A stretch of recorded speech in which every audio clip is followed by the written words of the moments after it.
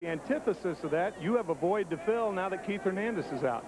Well, you know, you really can't replace a Keith Hernandez, but certainly Dave Magadan can come about as close as you can get. And we're going to miss his leadership and, you know, miss his clutch hits. And you're going to miss his defense, too, aren't you? Oh, you can't replace that. He's the best first baseman I've ever seen, and, you know, you just can't replace that. Davey, you've lost 5 in a row. Your ball club's lost 5 in a row, and you've scored only 12 runs in that time. I guess it could be worse because the Cardinals were swept over the weekend, and the Pirates won only 1 out of 3 from the Phillies. Does that enter your mind? I'll tell you, Timmy, I think it happened at a good time. You know, everybody expects us to run away with it, and guys may be a little too confident. And for 3 weeks now, we haven't played very good baseball. We haven't scored runs, and so if it's going to happen, it's better to happen right now than at the last part of the year. All right, Davey, thank you very much. There are going to be a lot of stories tonight. Now let's go up 2 stories to Al Michaels back in the booth. Alfalfa?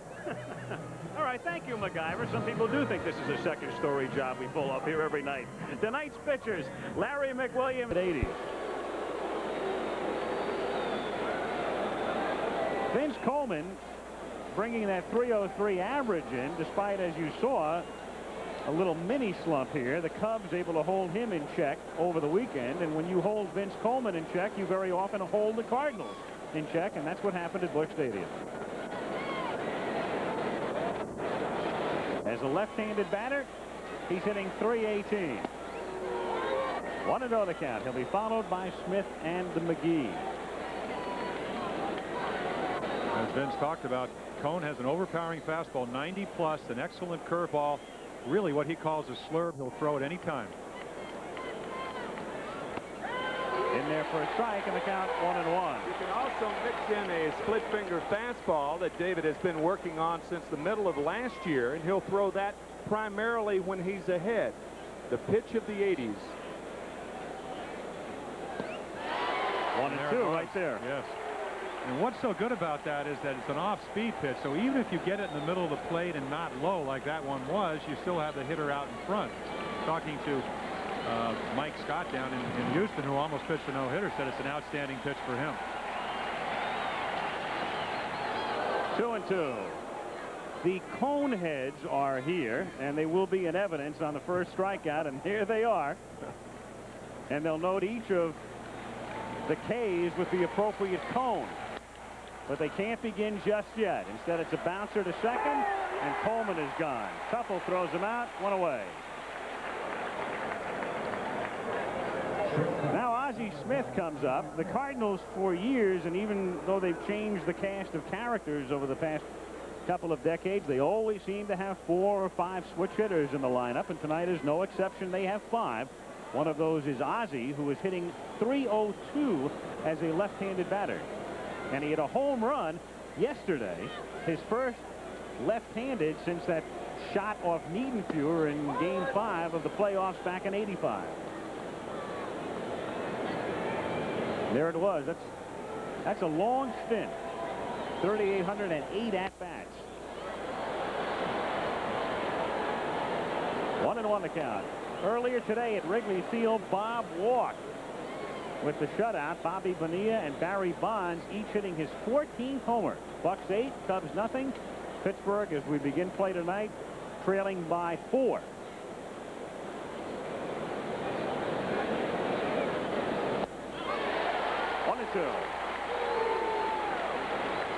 Whitey Herzog took him to the world title in '82, to the pennant in '85, to the pennant in '87.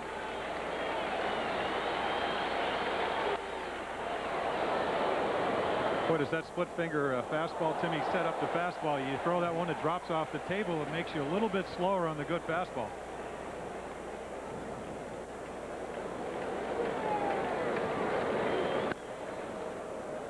A ball and 2 strikes to count with 1 out, bases empty, no score, first inning. Dave Johnson trying to watch his club turn it around. He thought he had a victory yesterday. That was the most distressing defeat the Mets have suffered this year, leading 3-0 going to the 9th. Ozzie pops it in the air to shallow center, and Elster goes out to put it away. So Coleman and Smith are both gone. 2 down with the bases empty, and Willie McGee coming to the plate, hitting .301. Take a look at who's hot and who's not. these days in the National League over the past week. Sid Bream, hot. Lenny Dykstra not in the lineup tonight, and an 8-game hitting streak has been hot. And on the cool side is the former Cardinal, now Padre Gary Templeton, with Reed, Glenn Davis, Jody Davis, and Luis Alicea, the Cardinal rookie second baseman. 1-0 the count. You may have missed this, folks, but David Cohn thought it was the third out. He heads for the dugout. There are only 2 outs, and David got a kick out of it. Not until he gets close to the dugout. And they tell him you got to still, it's 3 outs in this league. And McGee will try to stretch it for 2, and there's your third out. Willie McGee with a single, but McReynolds throws into Tuffle to nail him, and there go the Cards in the first.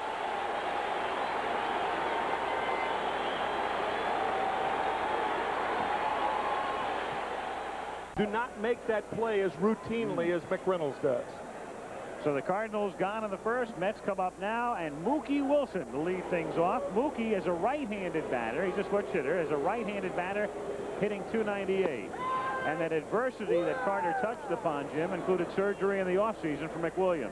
Well, released by 3 ball clubs. He was with Texas, and he had arthroscopic surgery in September. They released him really the end of January. Texas was very nice to allow him to work out with them all winter, but he went down to Dr. James Andrews down in Georgia, had his shoulder cleaned out, and it's worked wonders. And back of him, Coleman, McGee, and Brunansky in the outfield. Oquendo at third with Pendleton still on the DL. Smith, Alicea, and Horner. Pena catching, and McWilliams on the mound. 1-2 the count on Wilson. Credits a lot of his success to Mike Rourke, the pitching coach, as we were talking about last week, a former catcher who does an outstanding job. Talked about the 10 runs and 10 hits in an inning and 2/3 in spring training, and still made the club. 2-2. That is an amazing situation as you look at Herzog and Nick Leyva in the dugout and Mike Rourke, the pitching coach. Here's a guy, McWilliams, battling for a job. Can you imagine in the middle of spring training you go out and you give up 10 runs in less than 2 innings? Chopped toward the middle, but there's Ozzie, and that's as good as gold when it winds up in his glove. 1 away. Wilson gone, and 1-0 the count. Well, Whitey Herzog also loves left-handed pitchers, so you might assume that if he had that type of outing in spring training, if he were a right-handed pitcher, he may not be on the staff. Whitey says that his ideal pitching staff would be 10 left-handers.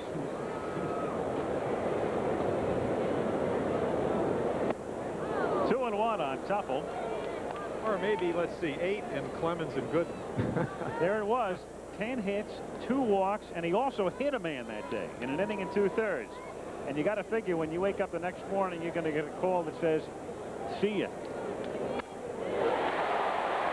Right to Brunansky, and Tom makes the catch. And remember, Brunansky is not only playing in this ballpark for the first time in his career, he'd never seen it before. First baseman, 2 down. number 29. Tom Brunansky coming over in that deal that sent Tommy Herr to Minnesota. He was shocked by it. When the deal was made, the Cardinals were 4-11, and post Bruno, they're 28-18. And then we'll find out about the Mets post Hernandez, because here's Magadan, who's going to get a lot of action in. And even though he faces a left-hander, he has thrived during his career against left-handed pitching. 1-0 the count. Keith Miller is actually in the ballpark, we understand. And Keith Hernandez, of course, is here, too. And Keith Miller was supposed to arrive at 8 o'clock, so if the planes are on time, Keith will be in uniform to either pinch run, that's how Davey Johnson used him last year, defense, or possibly a pinch hitter later in the game. If the wind was blowing the other way, we could watch that baby land tonight. Yeah. To right field, and Brunansky is there, and that's that for them. And I asked him if he was at all angered by the deal. No, I think when I was finally traded, I look at it as a full circle, because in 1982 we lost 102 ball games, and in 1987 we turned it around and won it. So I feel I accomplished my goal when I was with Minnesota. And he did. He got the ring, and now he's in the National League for the first time in his career. as he starts the second inning. Scoreless in the first of a 3-game series at Shea. The Mets and the Cardinals on a hot night with Brunansky, Horner, and Oquendo facing David Cone.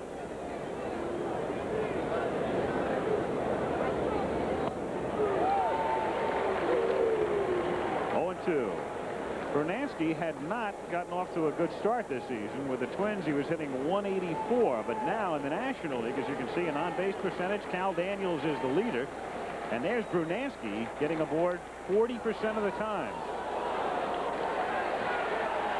And that's where National League pitchers try to pitch him the majority of the time, is inside. You can tie Tom up, and primarily because of the way he holds those hands out. That's a very unusual way of standing initially.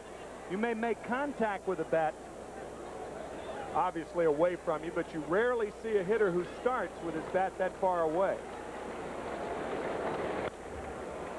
In the air to shallow right field, and Strawberry is there as one right fielder sets down the other. Bob Horner will be coming up as we take another look at Brunansky's swing.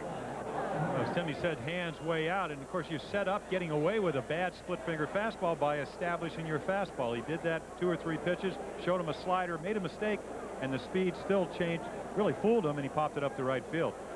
Now here's Horner. Those numbers aren't terrible, but that's not what the Cardinals had in mind. They got Horner to get some stock into the lineup after Jack Clark signed with the Yankees.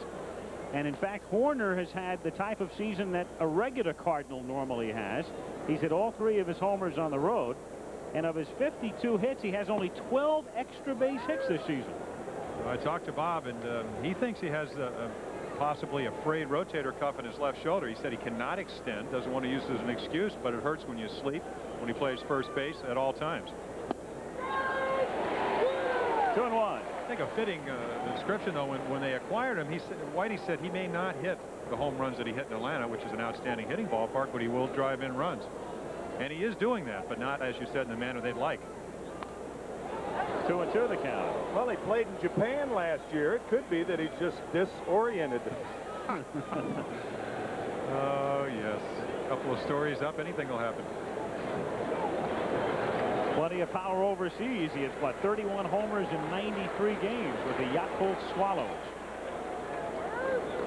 Well, we talked about that injury. He hurt it at Arizona State, and he said early in the season he dove for a ball, and ever since he's had a couple of cortisone shots. He said when the needle goes in there, there's a hole. So they think it's torn. I have no doubt we'll do an arthrogram. Well, that's been pretty much the story of Brunansky's career, and down he goes. And you can look for the first cone of the night, as David gets his first strikeout for the second out here in the second inning. Third baseman. Well, he's almost averaged 9 per game. He has one game of 10, another one of 12, and you see why right there. He's just thrown his curveball for strikes. You see him hit Gary Carter's glove, and then Dutch Renner takes over. What do hitters think about that call after they've been punched out, Timmy? I think Bob was looking for that ball to be outside. Cone has that tailing motion on his fastball, and that ball appeared to be outside and sailed back over the outside corner. Jose Oquendo getting to play every day now in the absence of the disabled Terry Pendleton. And a funny thing about Oquendo, he was always known as the super sub. And the rap on guys who have that super sub label sometimes is, hey, you put them in the lineup every day and they'll come back to real life. But he's very much holding his own on an everyday basis. Surrounded by Elster, and he throws him out. Cardinals gone in order at the end of an inning and a half. Showing it by his relaxed attitude. And in the top 10 in hitting as he stands in to start the bottom of the second, to be followed by McReynolds and Carter.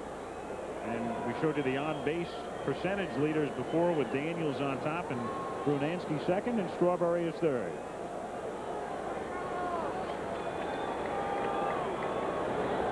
Larry McWilliams. Appeal no, says Harry Wendelstadt with emphasis. Well, part of that maturity for Strawberry is showing up not necessarily on the balls at which he swings, but on the balls that he takes. Good hitters are good hitters because they get good pitches to hit. And Strawberry's been holding up on balls like that. The pitcher's pitching.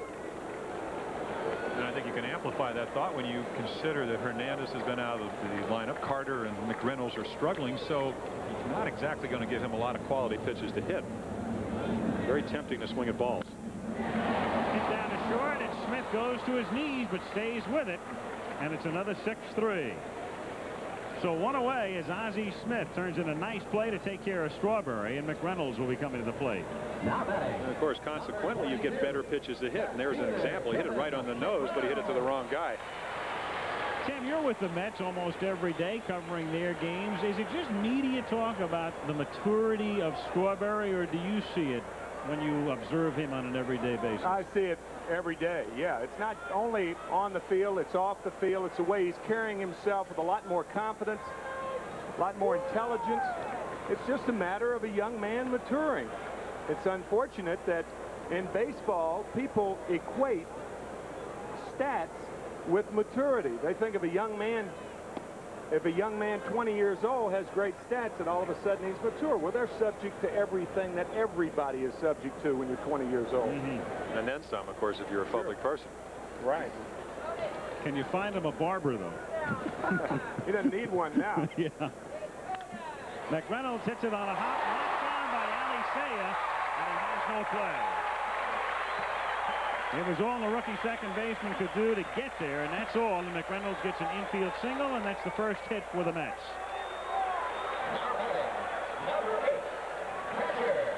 Oh, great try. As you see, Alicea try to make it. The impressive thing about Kevin McReynolds, we saw him 2 weeks ago. He was admired in a deep slump, not hitting the ball hard, pulling off the ball. To hit the ball that sharply to right, you got to do some better fundamentals at home plate, and he drove that ball. So that's 2 pitches this inning that have been hit very hard. So McReynolds at first base, 1 down, and Gary Carter still looking for that elusive 300th career homer. He hit 7 quick ones at the outset of the season, and then just 1 in the Mets' last 39 games, and none in the last 21.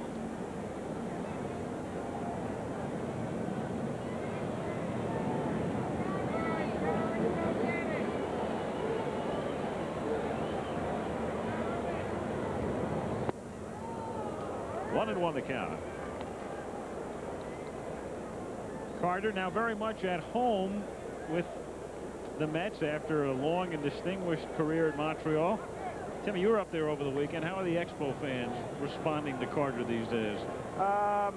They haven't responded very well to him since he's left. I think that's a credit to the ability that he had and to the years that he had up there.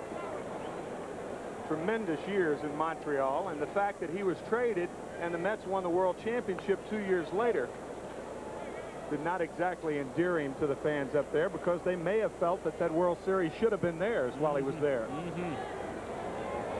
And were it not for Rick Monday in 1981, it very well may have. 2-2. Monday hitting that dramatic home run for the Dodgers in the playoffs to send L.A. onto the World Series against the Yankees. And the Expos forever the bridesmaids in the early 80s.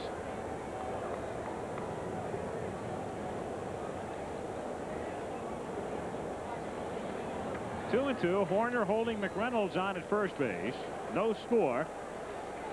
Bottom of the second inning.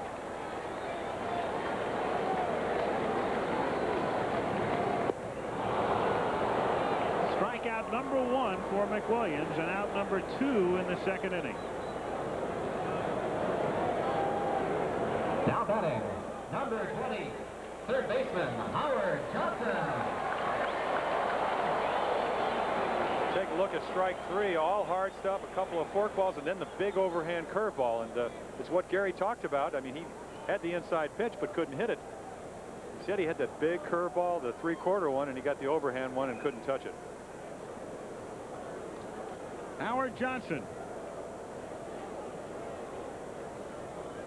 And with Johnson, you never know, especially against the Cardinals, when that bat will be impounded. Whitey Herzog's favorite target. What was it Whitey did, I guess the last time the Mets were in St. Louis, or the first time this season they were, he wanted to impound Johnson's bat after the at-bat. After the at-bat, Howard was rounding the bases with a homer.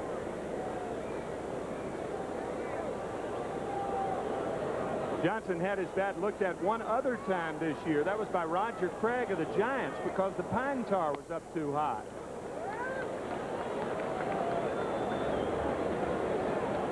You may see McReynolds off, but I'll tell you, Pena has just been superb behind the plate. The Cardinals have had the fewest stolen bases against them than any team in the National League. Only 28 stolen bases. So obviously he's seeing better with the glasses on that he had last September. But the sight, of course, is not going to affect your arm. Last year, all sorts of problems after he was hit by that Brian Fisher fastball early in the year. 2-1. Well, McWilliams is very difficult to run on. You have a catcher that has an exceptional throwing arm as far as velocity and usually very accurate, but you also have a guy that is 6'5", and when you try to get rid of the ball, they call it a slip stick. You go straight to home plate. He does that on every pitch. A lot of pitchers will only do it when they think a guy's running, so tough to get a good jump. McReynolds bluffs and then gets back as it's fouled away to the right, and the count is 2-2. You saw the jump then, right. And then McWilliams. What happens to a pitcher in a situation? What happens is he doesn't have a good move. What he is banking on, I'm going to get rid of the ball quickly and give my catcher a chance to throw it out. If he had a good move, he would have gone to first base and most likely picked him off. So you get the idea that he already knows what he's going to do. He's either going to go to first or he's going to go home. In between, he's got a problem. And perfect evidence right there. The 2-2 pitch is grounded down to Alicea, and he does it himself with a force on McReynolds. And we'll go to the third in New York. Cardinals nothing, Mets nothing. Bob Walk shuts out Chicago. The Phillies lead the Expos in the third 3-1. Giants in San Diego. That's a twilight game out west. 1-1 second inning. Atlanta and Houston are scoreless. And here we are scoreless. Al Michaels with Jim Palmer and Tim McCarver at Shea Stadium in New York. Third inning, and Tony Pena to lead things off, taking the stride. Bottom of the order with Pena, Alicea, and McWilliams. That home run, by the way, by Jim Rice came with a man on, and the Red Sox lead New York 2-0 in the bottom of the second inning. 2-1 on Pena. John Tudor in the Cardinal dugout. Certainly a Boston connection there. Announced in, or I read today's paper, extension for 1989 and will most likely retire. Johnson stays with it. Guns down Pena. One away here in the third inning. And it will bring up Luis Alicea. And the American League update, the Indians lead Toronto 6-1 in the fourth. At Detroit, Tigers coming off that sweep over Cleveland, trail Baltimore in the fifth 2-0. White Sox lead the Twins in the third. We told you about the Red Sox and the Yankees 2-0 in the second. Seattle, Milwaukee underway. And Kansas City and California later on. And the American League East race very much heating up over the weekend, and next Monday we'll bring you the Yankees against the Tigers. Some of you will see Cincinnati taking on Houston as it's grounded by Magadan, and down the line Alicea is on his way to second, and Strawberry's throw gets by Elster, is backed up by Johnson. A double for Alicea. The Cardinals have their second hit. Now, what's so interesting about that play, the first play, when you play Pena, you play him off the line because he's not a pull hitter. The same with Alicea. As you take a look from high home, the pitcher, you're playing off the line because he's a spray hitter, hits the ball up the middle. Magadan makes a great effort but can't get to it. Any ball down the line when you can run is a double. Strawberry made a strong throw, but as Al said, it got by the second baseman, and Alicea into second with an easy double. Position of the ball so much when you pitch, and that ball probably was too much inside, too much of the plate. And of course, every time for the next couple of weeks that a ball comes near the first baseman, the Met fans will wonder would Keith have had it. Of course, that's an easier play for Magadan because he's right-handed. It's the glove side. Keith would have had to dive across his body with a bad hamstring. McWilliams takes low, ball one. The interesting thing about that hit by Alicea, his first major league hit was ruled an error on April 23rd. Herr was traded, Alicea was called up, and his first major league hit was ruled an error, and it was changed the next day to a base hit. Now the ramifications of that is that he didn't get a chance to get his first major league hit. Can you imagine having it up for your grandchildren? Sure. And they're saying, what's that? He says, my second major league hit. I mean, who's got that ball? Yeah.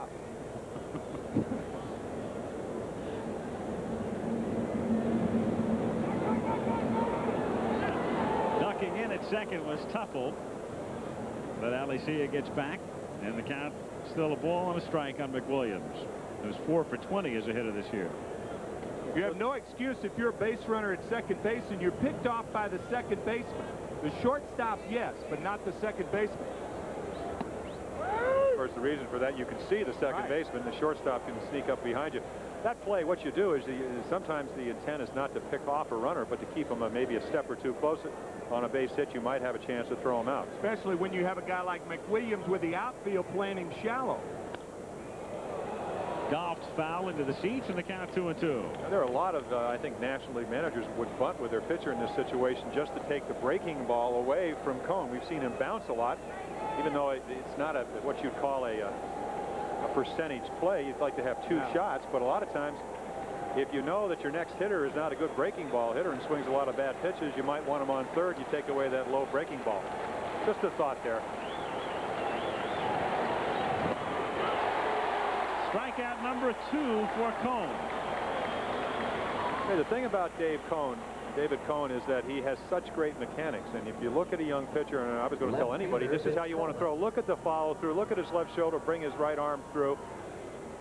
Nice finish. Not in the truest possible fielding position, but a lot of times, especially with a runner in scoring position, you're more intent on getting the hitter out than fielding your position. Not a Jim Cott delivery when you end. I mean, ready to field the ball and knock down any ball that comes up the middle. Jim Cott, winner of 16 Gold Gloves. Coleman takes low for a ball. And most of those were deserved, too. The funny thing about Gold Gloves is that a guy wins a bunch of them, and then sometimes you'll win 2 or 3 extra toward the end of your career because of your reputation. 2-0. You find that to be the case a lot of times when somebody will win 6 or 7. It's almost as if when it comes time to vote, even if he's had a little bit of an off year defensively, you keep thinking about what he's done in the past.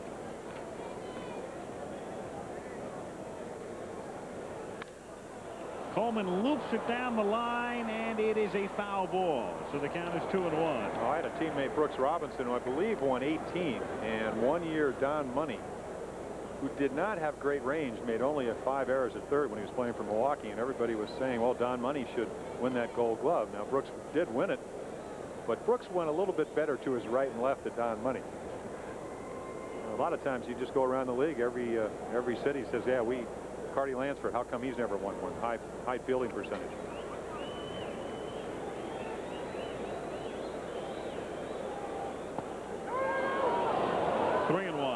A lot of times, I think, especially as a guy begins to assert himself defensively, it's the manager and the people around the ball club that make everybody else in the league aware of the defensive prowess. And that's how that reputation gets built, and then you begin to look for that guy. And once you win the first Gold Glove, the second one's a little bit easier. Hit to left field, and fading is McReynolds to make the catch. He was playing that day to begin with. They named Andres Galarraga the player of the week, and that got 40,000 rather resounding boos. And you can well imagine after yesterday's performance when Galarraga hit the 3-run homer to tie the game in the 9th inning at Montreal, and the Expos went on to beat the Mets in 11. Not the greatest timing in the world for Shea. After striking out 3 times, I talked to David. I said, did you ever think about bringing McDowell? And he said, did you see what Fernandez did to Galarraga the first 3 times up?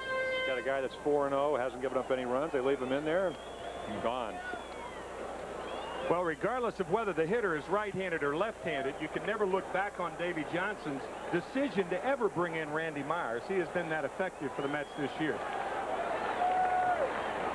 Elster hits it in the air to center field, but plenty of room for McGee, who makes the catch at the edge of the track. 1 up and 1 down, and McWilliams will go to work on Cone. Now, Tim, you've been watching Larry McWilliams pitch through the years, and it's funny, he was almost out of baseball after that horrendous spring start. Rejuvenated now, but he goes all the way back to 1978, and you watched the transformation with him. Started with Atlanta and then traded to the Pittsburgh Pirates for Pascal Perez. Perez on the disabled list up in Montreal. It's interesting that McWilliams has changed his style of pitching several times. By that I mean he used to be much more orthodox in his delivery. Then he went to AAA ball in Richmond for the Atlanta Braves. Johnny Sain got a hold of him. You mentioned Jim Cott before. He was pitching more like Jim Cott used to pitch, a very rapid delivery. Kitty's idea was if you think long, you think wrong. That used to be Jim Cott. But now, as you see, McWilliams back to a more standard delivery. Cone spins it down to third. Foul ball. Foul ball. So the crowd thinking for the moment that Cone had legged it safely. Instead, he'll just come back with a count of ball and 2 strikes. And, of course, the reason sometimes, Timmy, is you take another look. Oquendo playing off the line as he should. And right there you have Harry Wendelstedt doing his job. He's got to determine whether that ball was foul before it got to the bag. If it goes over, it is fair, and he made the call. But going back to McWilliams, as you get older, sometimes what you try to do is increase arm speed. That's why Jim Cott did it, and that's Johnny Sain's theory. Jim Cott went to that stretch position where he just kind of had a very elongated stride, and it just went straight to home plate, and yet he felt that he had better stuff late in his career. Right to McGee. So Willie with 2 putouts in the inning. Mookie Wilson will come up. Of course, for him to be effective, he has to get the ball down. And about the last 5 hitters, almost all the balls he's been behind, the pitches are up. And if that continues, maybe the second time around, once you've timed McWilliams. And of course, they talk about him. They say why he's so difficult. He's all arms and legs, as we said, 6'5", throws from 3 or 4 different positions, and changes speed so well. That's why he's 4-1 with a very minuscule ERA. McWilliams is one of those oddities. He's a guy who's been around for a decade, but his greatest moment in the spotlight, his #1 moment in terms of national attention, came as a rookie, and because he was at the other end of something extraordinary. He and Gene Garber were the 2 pitchers who combined to snap Pete Rose's 44-game hitting streak in 1978. In fact, as I recall, in one of Rose's at-bats, he hit a line drive, first one. McWilliams had put the glove out, and there it was. And there was that great shot of Pete looking out at him like, what is this? And Pete criticizing Gene Garber for throwing a 3-2 changeup in his last at-bat. And it's funny, here's McWilliams still around, and Garber is still around. Doing a terrific job with Kansas City. You know how they do it? They do it with deception. Very unusual windups, not stuff. I don't think Garber's thinking about quitting. He said the other day he'd like to die on the mound of a heart attack at age 70. Wilson got on strikes. We'll move along to the 4th. No score at Shea. Ozzie Smith to lead things off. And the count 1-0. Ozzie Smith.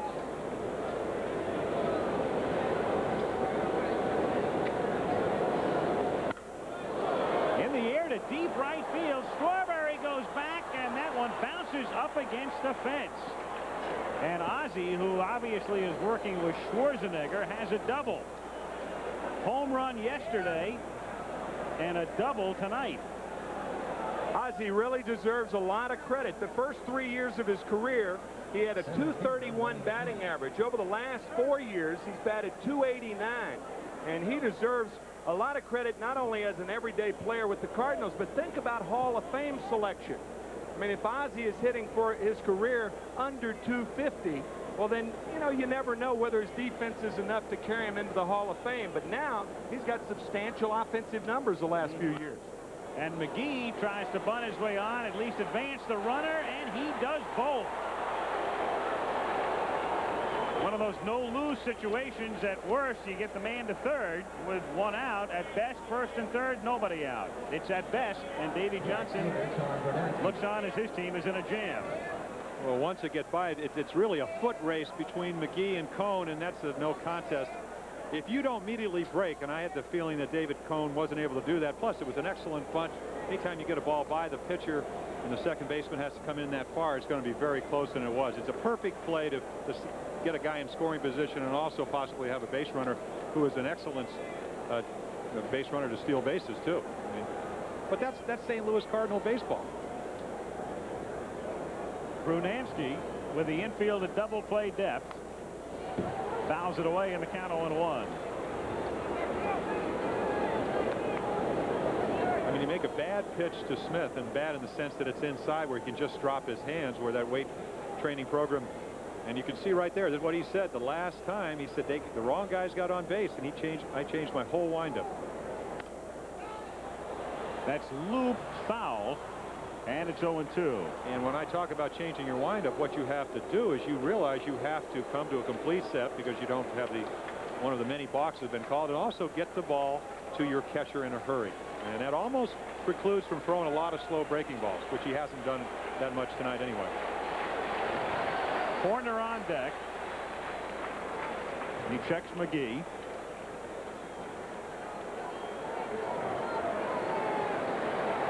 Willie, 17 steals, has been thrown out twice. A half swing, a throw to first. Down he goes as McGee gets back, and Brunansky is a very big out. Cone will do this occasionally. He'll drop down on his breaking ball, but you can see the trajectory of the breaking ball is flat when David drops it down. Gary Carter's throw is late, but close enough to give it a shot. McGee back in time. We'll try to compare those breaking balls later. The breaking ball over the top goes down. When he drops down, it's almost like a slider spin. Now here's Horner. Will they send McGee to stay out of the double play? And they do on the first pitch, and it's fouled away. It's a situation here where Horner, if he hits a grounder and you're the Mets, you get out of the inning. So Whitey, to avoid that possibility, sends McGee on the first pitch. Well, for a guy that has a history of hitting a lot of home runs, and we talked about the shoulder injury, which has kept him from doing that, he is a contact hitter, so you can do that. And again, there's a case of a manager knowing his players. He stays this time, and it's low, and the count is 1-1. Bob Horner is not one of these guys that has struck out even close to 100 times, so he makes contact. He can hit the ball the other way, especially this year. Can't extend, but he can certainly brings his hands in and hit the ball behind the runner, or at least back up the middle. Now you talk about that sidearm breaking ball. You've seen David Cone a lot more than I have, Tim, but when he gets in a problem with that is when he keeps it inside. So that flat trajectory comes over the center of the plate, not down and away like Brunansky. In the air to shallow right center field. Strawberry makes the catch. Tagging is Smith, and the throw is much too high by Carter. Backed up, and McGee advances as well. And of course, it's an easier play for a right-handed right fielder. A tough play on any account here, especially with somebody like Smith running from third. Yeah, it's a tougher play. It's a tough play for Mookie Wilson or for Darryl Strawberry. Either one. Darryl has to catch the ball and then rearrange the position of his feet to make the throw. Watch. About 4 steps after he catches the ball, you have to do that to get in the proper position. And Darryl will be given an error, and the reason for that is Willie McGee, even though he had tagged up, had stopped, and once he saw the ball go over Carter's head, then he went to second base. And to account for that, E9 and Oquendo at the plate. Well, the error should go to David Cone, because that's the type of play where you back up behind home plate. You have plenty of chance to see the throw coming from really medium deep right center field, and if you just back up Carter, as you said, McGee's probably not going to go.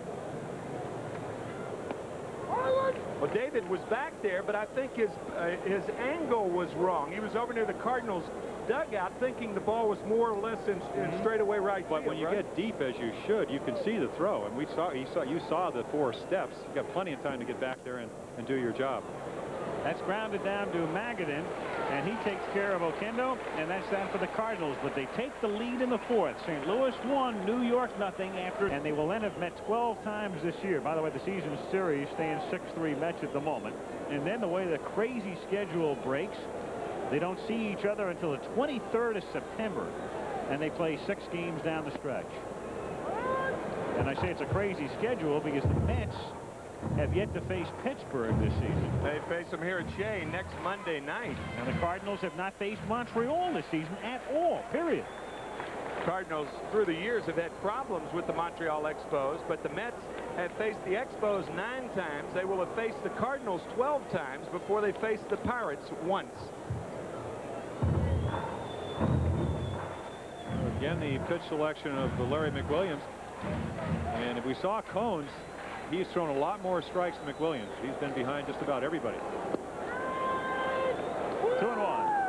Davy Johnson about Tim Tuffle's hand. Now, he just came off his DL with strained ligaments in his left hand. He said, how well can you be when you have your two small fingers of your left hand taped together, and you can only hit with 3 fingers of your left hand. And I don't know if we can get a close-up of his left hand, but you'll see that he has batting gloves in both hands, but only partially on his left hand. So I don't know if he's going to have the power he had last year. Full foul, and it's 3-2 on Tim Tuffle. Even playing a part-time role last year, Tim Tuffle hit 30 extra base hits, or had 30 extra base hits against left-handed pitching. Only Jose Canseco of the Oakland A's had that many. Hammer to right and right to Bernansky. One away. 2 times he's done that, and they were joking. I mean, they used to be teammates at Minnesota, and Bernansky says, should I play you deep into right center, your power alley? He said, no, I'm going to right field, and he's done that twice. Bernansky, I mean, if there's a power slugger that would come over to the American League and be a good National League player in bigger ballparks, it would be a guy like Bernansky, because he can throw. We saw him in the World Series, can play the caroms in not only Minnesota but the rest of the league. Dave Magadan, again with Hernandez on the disabled list, an everyday player, at least for a couple of weeks.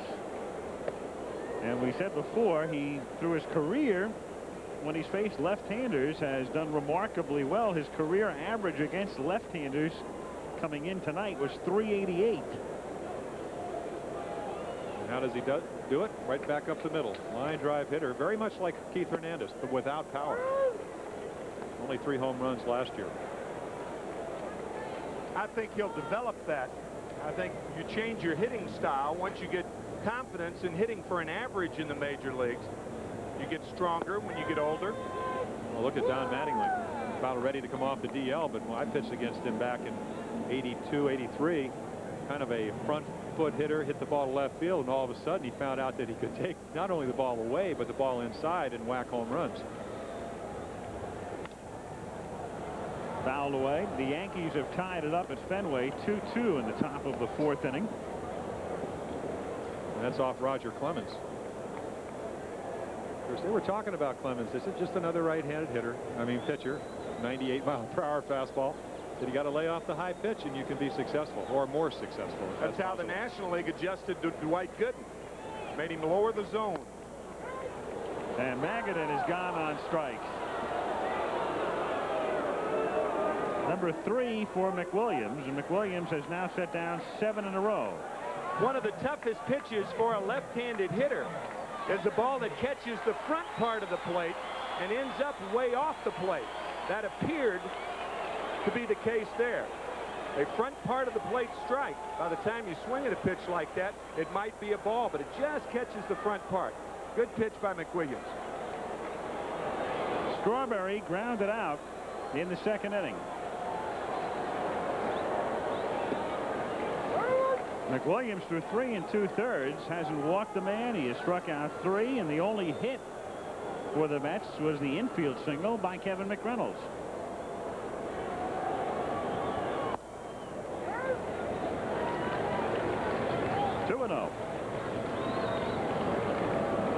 Cardinals 1, Mets nothing, 2 out, bases empty in the bottom of the 4th.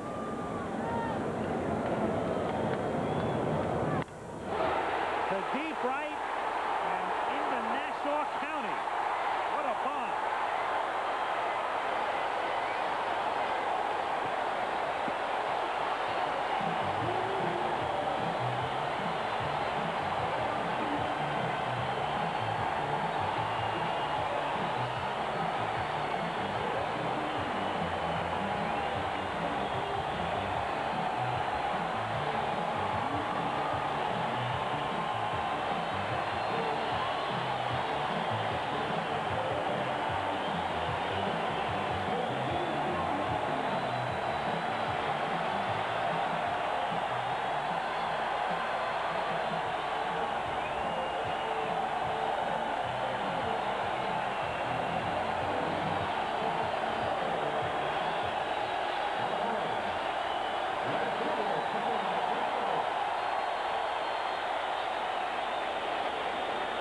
He hit one against McWilliams a week ago tonight in St. Louis as McReynolds takes low, ball 1.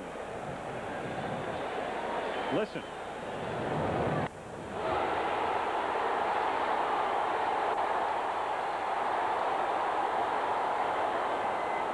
I guess when you hit him that far, you get to walk. Yeah. I don't know. You know, you wonder, and you saw the graphic, the 8 home runs. At 2-0, you think that just a breaking ball to a left-handed hitter is going to be effective from another left-hander. The shallow left field hit that one off the end of the bat, and it's Coleman coming in to make the catch. And so the Mets tie it up on the homer by Strawberry. 1-1 as we get. The Cardinals will go to that bus and maybe find a baseball in their seat after the game. Game tied at 1 as we go to the 5th inning. Bottom of the order for the Cardinals, Pena. Facing Cone, and the count is 0-1. Pena, there it is. Ready to depart. That's how far he hit it. 358 to the fence, and then it has to be another 75, maybe 80 feet to the back wall. Well, don't they say this is a good pitching part until you see that kind of home run? I mean, really, doesn't it favor, and the ball doesn't carry that well here, Timmy? Not when you can small him up like Strawberry can. This is his patch. Does that remind you of that home run back in 1986 off Ken Daly, or was it 85 where he hit it off the clock in St. Louis? In St. Louis, 1985. Yeah, a high breaking ball, very much what he hit off McWilliams. It's funny, the home runs in different parks. If that's Chicago, that's on the street. On the houses across the street, maybe.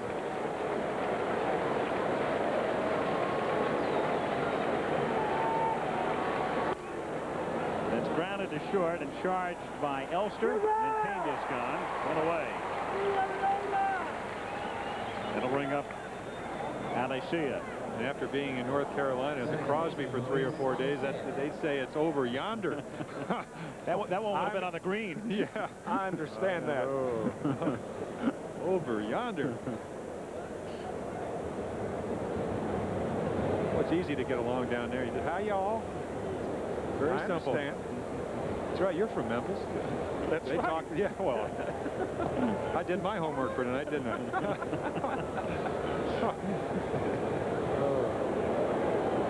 Luis Alicea with 1 out of the bases empty.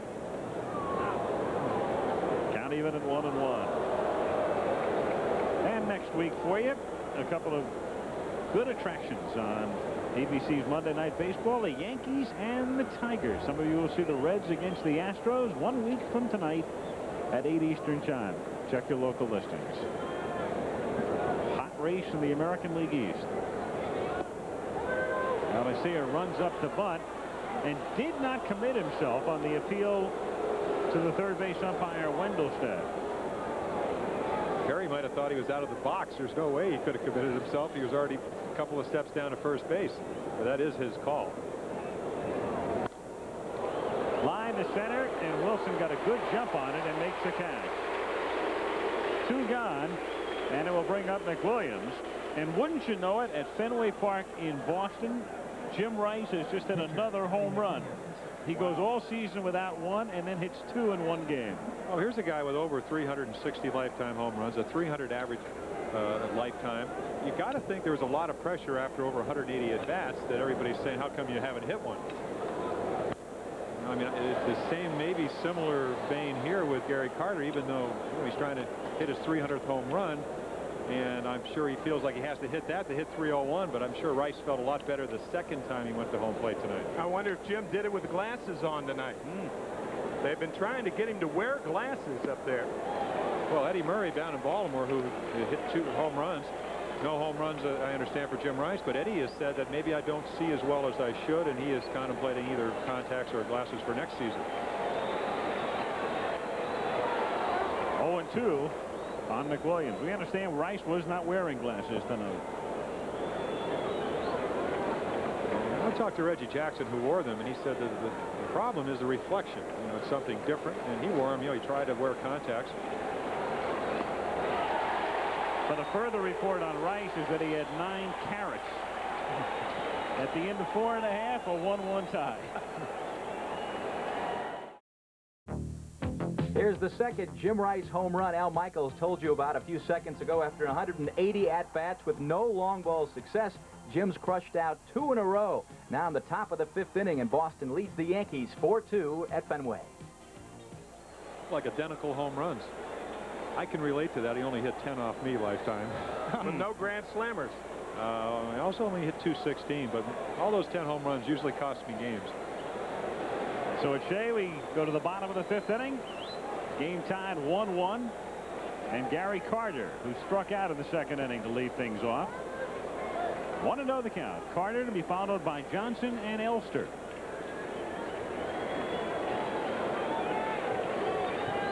Each club scoring in the 4th.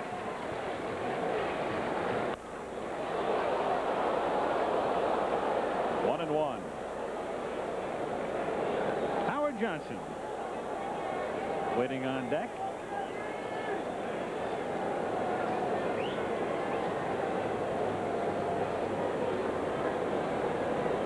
He's been a big part of what has developed into as hot a rivalry in the National League in the last 3 years as any, as Carter hits it into left field for a base hit. So Gary starts the bottom of the 5th inning with a single. It's the first time the Mets have had the leadoff man on.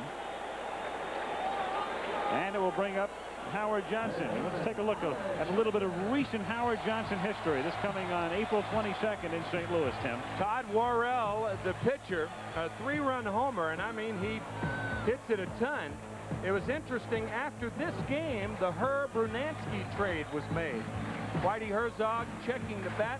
He checked it several times last year, and Doug Harvey, the third base umpire and crew chief that night. And it might have affected him last year. Once every 14 before the look-see, and once every 19 at-bats afterwards. In a way, that sort of reflected the way baseball went last year, too. There were a lot more home runs early on in the season than in the second half. And it's continued into 1988. Of course, this year the plausible reason is that the weather's been cold, and now that it's hot, we should see more home runs. I think that the strike zone has gotten bigger this year, which is obviously advantageous to the pitchers. And last year it got bigger the last month of the season.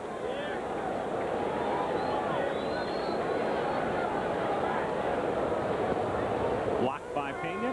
1 ball, 1 strike. I'll tell you, Jim, that's interesting because I don't think the umpires have gone out of their way to give the high strike this year like they said they were going to do it. The strange thing of lowering the strike zone to call more attention to the high strike. It's interesting also, I think that you talk about balks. Balks are up, broken an all-time record. They lend to earned run averages, but earned run averages are down. Strange. And that whole balk situation has very much cooled off after the first 5 or 6 weeks. And I agree in terms of the fact that what they did last year, of course, was to shrink the strike zone to, in effect, expand it. But it appears they're kind of sneaking back to the way it was last year.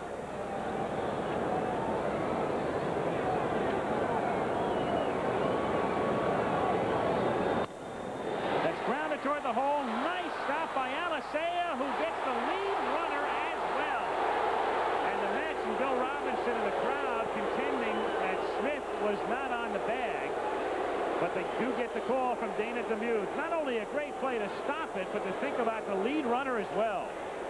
Knowing Gary Carter was the runner. Watch this.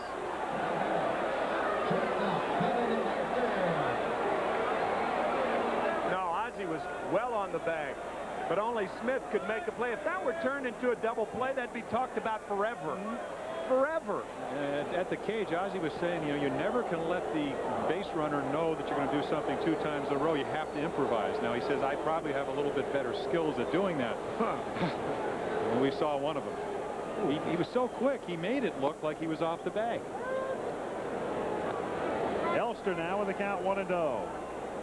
We also talked about with Alicea, a new second baseman after having Tommy Herr the last couple of seasons, said we have to protect each other. You have to know who the runners are, when you can make the play at second base, and there's a perfect example, as you pointed out. 2-0 the count. You know, quick runner, you know, you don't even think about that out. But if you know that, and if Luis knew that down at second base, and you get the lead runner. Big play for Larry McWilliams. They're hitting the ball hard. He is getting his pitches up in the strike zone. Saw the one to Strawberry. Carter led off with a single that was up. And Howard Johnson hit that ball hard. Well, this is a good time to send Johnson, because if you do have a first and third situation, you put a runner on third base with less than 2 outs. To Ozzie, he has to back up, goes to Alessio, one, back to first, not in time. So 2 down with Elster at first base, and another look now at Smith taking the throw from Alessio. You see the end of the attempted double play, and should have been a gymnast. We could have seen him in Seoul. And to get the throw off is just amazing. Again, that's not what you would tell a young player. Just get the out, don't make the throw, but you don't tell Ozzie Smith that. No. Because he knows he is totally under control when he makes a play like that. Cone 0 for 1, flied out in the third and takes a strike. When you think about quantum leaps, think of Alessio. No matter who he's played with in the past through the minor leagues and before that in youth baseball, and then one day you're thrust into the majors and your double play partner is Ozzie Smith overnight. And that's like getting a date Miss America. No, sort of, you know what I mean. Yes. No, I don't. No, I don't.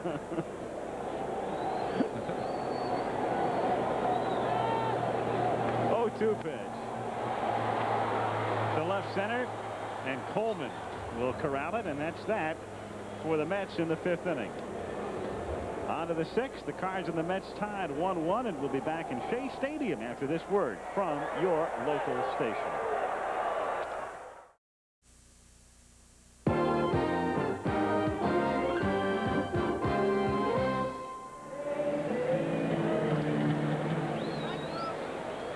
Well, if you're Ozzie Smith, you never know from where your next plaudit will come. From a member of the Mets ground crew, and you think that's not respect when you're in a visiting ballpark and a member of the home ground crew shakes your hand for a play that you've made. That's the respect that he has earned throughout the baseball world. Gil Hall, a member of the ground crew who is supposed to be an impartial observer. He couldn't help it, though. Yeah, right. You find they're just like anybody else. They're fans. They appreciate fine plays. Top of the order, and Coleman to lead things off, followed by Smith and McGee. And Coleman tries to run his way on. Jack Clark is homered at Boston, and the Yankees in the top of the 5th in that game with the Red Sox are out in front by a score of 6-4.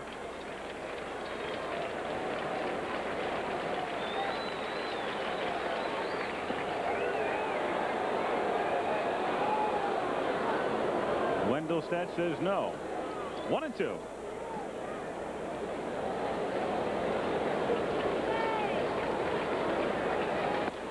Half swing.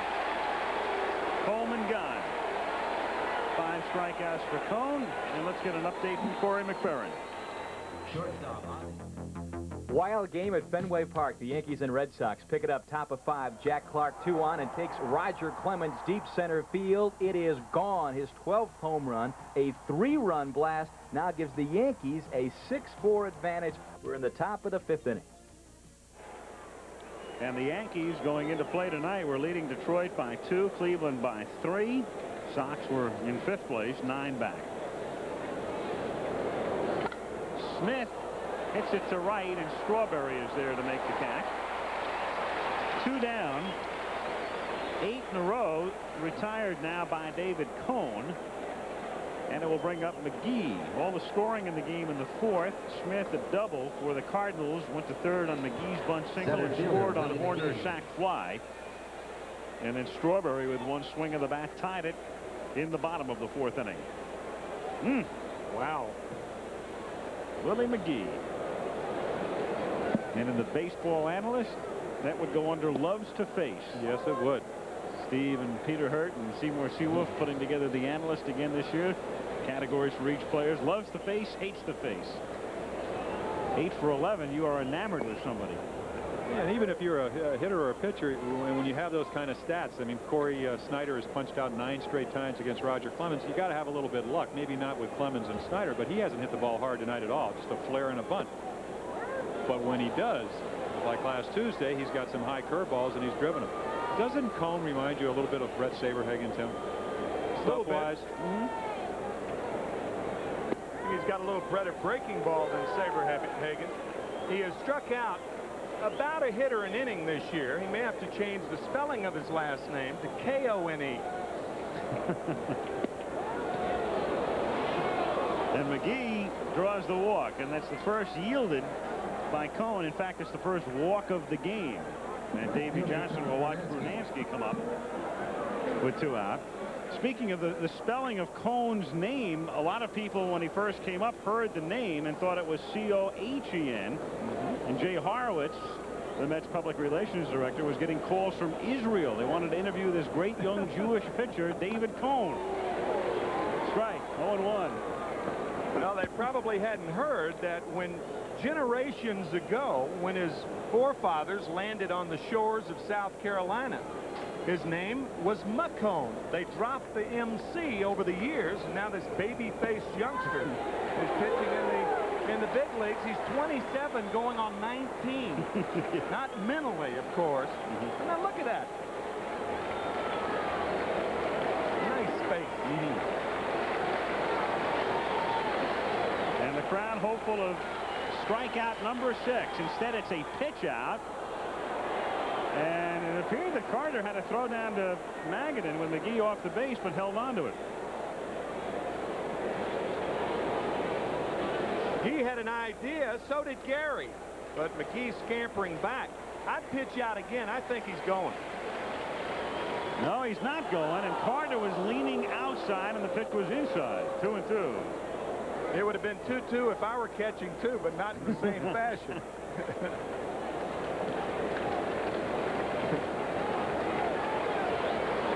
2 down, McGee, 17 steals. There he goes, and the pitch is hit deep to left field, but McReynolds has room as he backs up and at the edge of the track makes the catch to retire the side. No runs, no hits, and a man left on at the end of 5.5. Still time, and I think the Mets are afraid that's what might happen to Hernandez if he comes back too soon. Mookie Wilson now in the bottom of the 6th inning. I talked to Frank Cashin. He said that's exactly. We saw Pendleton, Bo Jackson trying to beat out a infield hit in Kansas City is on the DL with a pulled hamstring. The Raiders are concerned about that. Little number back to McWilliams. Larry throws out Wilson. As far as Pendleton is concerned, the fans here love to see him in that position on the DL because they all too well remember what took place here last September in a game the Mets appeared to have won. All of a sudden in the 9th inning, Terry Pendleton hit this home run. The Cardinals went on to win the game in the opener of a big 3-game series, and on they went to the National League's Eastern Division title and subsequent playoff win over the Giants. And that was a crusher. Tim Tuffle. 0-1. Had the Mets won that game, that would have put them a half a game out in the middle of September, and then Dwight Gooden was pitching the next day. As it was, Gooden was knocked out in the 2nd inning the next day, and the Cardinals won that game. Tuffle hits it to left field, but getting back is Coleman, and he makes the catch on the warning track. So 2 down as you look at Dwight Gooden. 9-2 on the year. A lot of people think that Darling was at one time pitching better than Gooden. Now it almost seems that David Cone is pitching as well as anybody on this ball club. And the man you saw off Gooden's right shoulder was Keith Miller, who did arrive in time to get into uniform for tonight's game and become one of the active 24. There he is. And again with Keith Hernandez going on the DL. Miller, who was sent down just a couple of days ago after Tuffle was reactivated, is back up. I'll guarantee you, when you're called to the big leagues, it does not take long for you to get on a flight. You'd run there. You'll find that nonstop in a hurry. May take some connections, however, going down. Yeah, that's right. If you're sent to Tidewater, you may go through Los Angeles. Honolulu. Yeah. Sydney.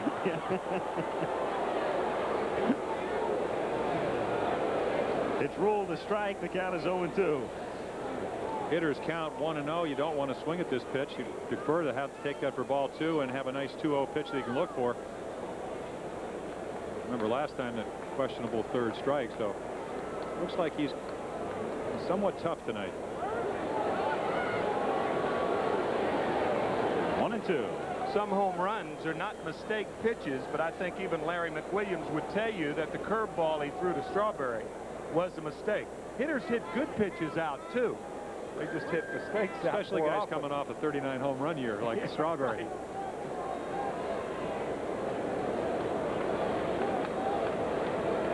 He drops down and the pitch way outside. Really, I think, and we saw Davey Johnson talk about the maturity of Strawberry. He's got to the point now, seeing him the way he's hitting over 300, is that the low and away, high and tight low and away is about the way to pitch him. I mean, if you get the ball up and away, he drives it to left field, and he has the capabilities of hitting it out. So you got to go off the plate or in on him.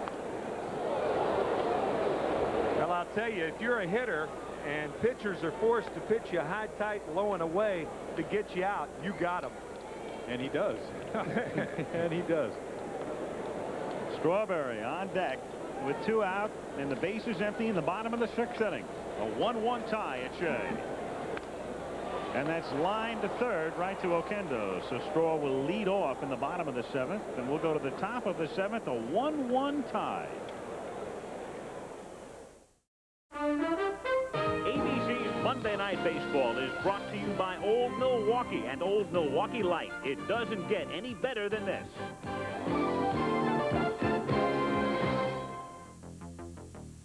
Well, it's the Red Sox turn to come back on the Yankees. Corey McFerrin in New York, bottom of 5. Wade Boggs, line drive, brings home Marty Barrett, makes it now a 6-5 Yankee lead. Still Dotson against Clemens.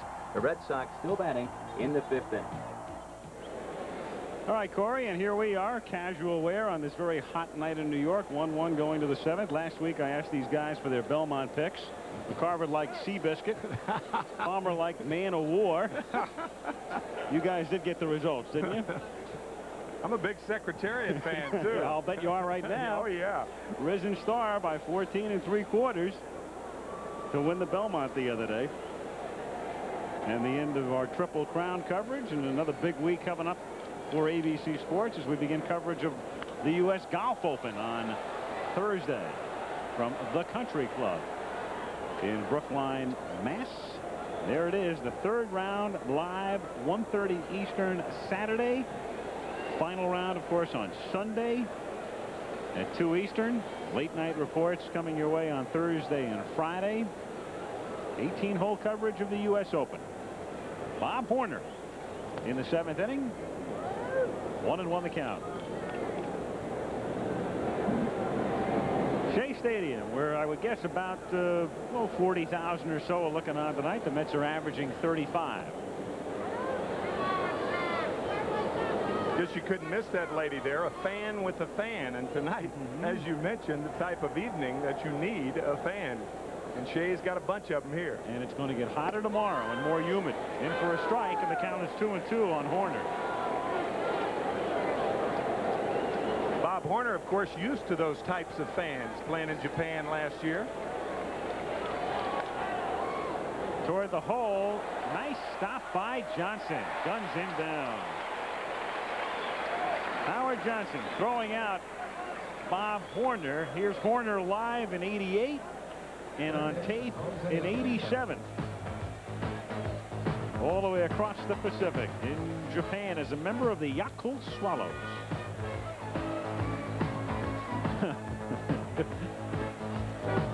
The pitcher's reaction is about the same. He was a big hit over there, I'll tell you that. Yeah. Popped up off the bat of Alicea and gathered in by Elster. Except you don't get a teddy bear when you cross the plate here after a home run. Oquendo just popping out. 2 down, and Pena's the batter. But that's a tradition, I guess, a home run and a gift. Well, we were over there to play 18 games one year. If you pitch a shutout, you got a VCR. If you hit home runs, and Pat Dobson pitched a no-hitter, who's now the pitching coach with San Diego. He got a box of chocolate. We keep showing a tape like that, and the Players Association is going to get some ideas for the next contract. Licensing. Hit a homer, win a car. 2 out, and Pena is the batter. Foul away. Well, you guys know as well as any. It used to drive you crazy. Once in a while, you'd run into the player who'd only do a post-game radio show if you'd pay him the $25 or whatever it was. The guy making $450,000 a year. And the famous interview of Dick Allen in San Diego when he walked away from Jerry Coleman, the San Diego announcer, because they were giving green stamps out. Right. He wanted blue chips. In the gap, and that one eludes Wilson. Mookie has to track it down on the track, and Pena motors around second and into third with a triple. Tony Pena, a 2-out triple here in the 7th inning. Second baseman, Luis Felicia. David Cone dropping down once again. Instead of the breaking ball here, he throws the fastball. And as Jim mentioned earlier, when you drop down and you throw the ball on the inside part of the plate, you've really defeated the purpose. And that's what David did then. Well, you sidearm a guy to embarrass him usually. I mean, you have that nasty breaking ball, and his first move is to really bail. And so if you run the ball or keep it on the inside part of the plate, you're really throwing it to his inside middle of the plate. You're really defeating your purpose. Now, of course, the intention is not to do that. So Pena paying the price for running out the triple on this hot night at third, and Alicea is at the plate, and McWilliams is out on deck for the moment with Peters throwing in the bullpen. Ball 1. One of those. There's Pena at third saying to Carter, come on, man, we're in the same fraternity. Don't bluff me back. First triple of the year for Tony. Half swing, strike, says Wendelstedt. 1-1. I'll tell you, Harry looked undecided there, and I can understand why. Tony Pena's a base runner in between the third base umpire, and it could have distracted Harry. Mets got the call. That's another strike, and it's 1-2.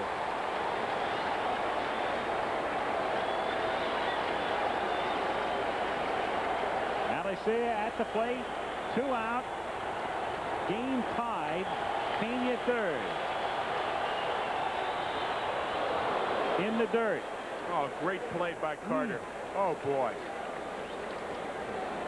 One of those choked curveballs, Jim. Well, as I said earlier, when you get a runner on third, you don't throw the curveball as freely as you might when he's on second base or first or whatever, or there's no runners at all, as you take a look at Tony Pena. So you have a tendency to maybe guide the curveball a little bit more than throwing it. Another breaking pitch, and it's 3-2. And this is a luxury you do have in the National League. You have the hitter, or excuse me, the opposing pitcher on deck. You're going to pretty much make Alicea hit your pitch. He's hit the fastball well, so he's going with breaking balls. Let's see what he does. 3-2. Fouled away. Throws him another one. And it's going to force Herzog's hand if Alicea draws the walk here, because McWilliams is out on deck, but Steve Peters throwing in the pen. I think trailing by 7 in the loss column, you almost have to pinch hit, even though McWilliams is pitching as well as he is. And it's grounded to second, gathered in by Tuffle, and it was a pretty anxious moment for 40,000 here. Tuffle able to surround it and get him, and they strand Pena at third. They're still tied. Tim Tuffle right here, as you can see, Timmy is more of a stabber than he is a guy with fluid hands. You can get away with that when you're playing the right side of the infield, but you can see Timmy bending from the waist as you see David Cohn's reaction. An anxious moment indeed, and a very hot night. But you know, if that's a reaction to having gone 7 innings and only getting 1 run and then having to battle every inning, or the way that Tuffle fielded the ball. Yeah, that really was not meant to be a demeaning remark about Timmy, nor is this picture meant to be demeaning. And this is all of the Mets scoring tonight. Real fast. Well, that wasn't that wasn't the pitch. But it's coming. That was preparatory. We just wanted to show you what it looked like boy, before. Is it coming. Set up pitch. Yeah, right. And there it is.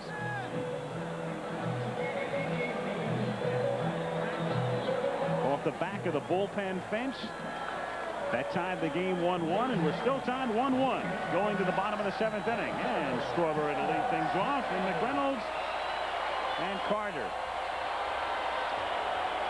I like the way you describe Tuffle. I've never heard that before. A stabber. Well, in a lot of infielders that are like that, you can get away with it on the right side of the infield because you can do a lot of things that aren't fluid over there and still get your man. But Timmy bends from the waist. He doesn't lower his rear end. That, in effect, pushes the hands out and makes them softer. And that's what I meant by a stabber. Oh, baby, I love it. Should be the name of a book. In for a strike, and the count 1-1. Plenty of sports books out on the market these days. How's your book doing, Tim? Oh, that is great. Well, you had a second printing. Yeah. In paperback. Paperback. Strawberry gets under this one. Hits it in the air to center field. And Willie McGee is right there. One away. That's 7 straight retired now by McWilliams, and it will bring McReynolds to the plate. Very interesting pitch. That's the same pitch that Strawberry hit for the home run. And I think a lot of times people say, well, you can't throw the guy a curveball. Well, you can throw him a curveball, but location is more important than the pitch selection. That time he made a good pitch. Darrell still had a pretty good swing, but it wasn't up belt high, and it wasn't driven out of the ballpark.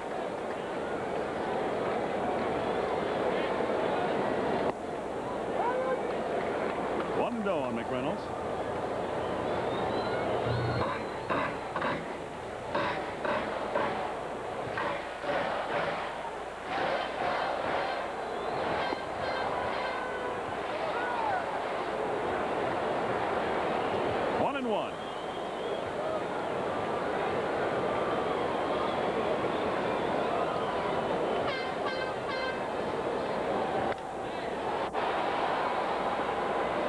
McGee has another play.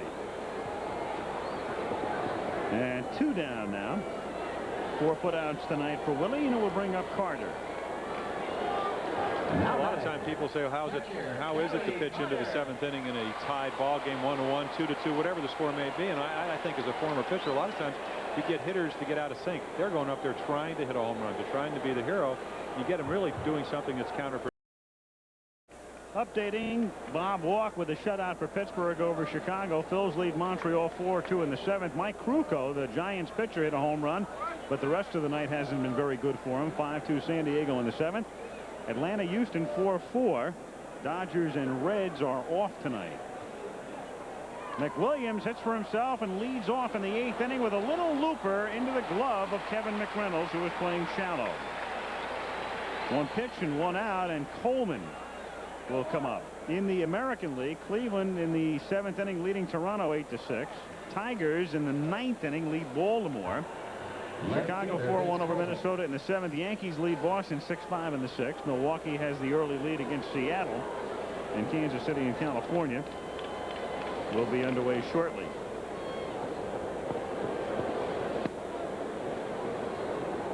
Coleman is 0 for 3.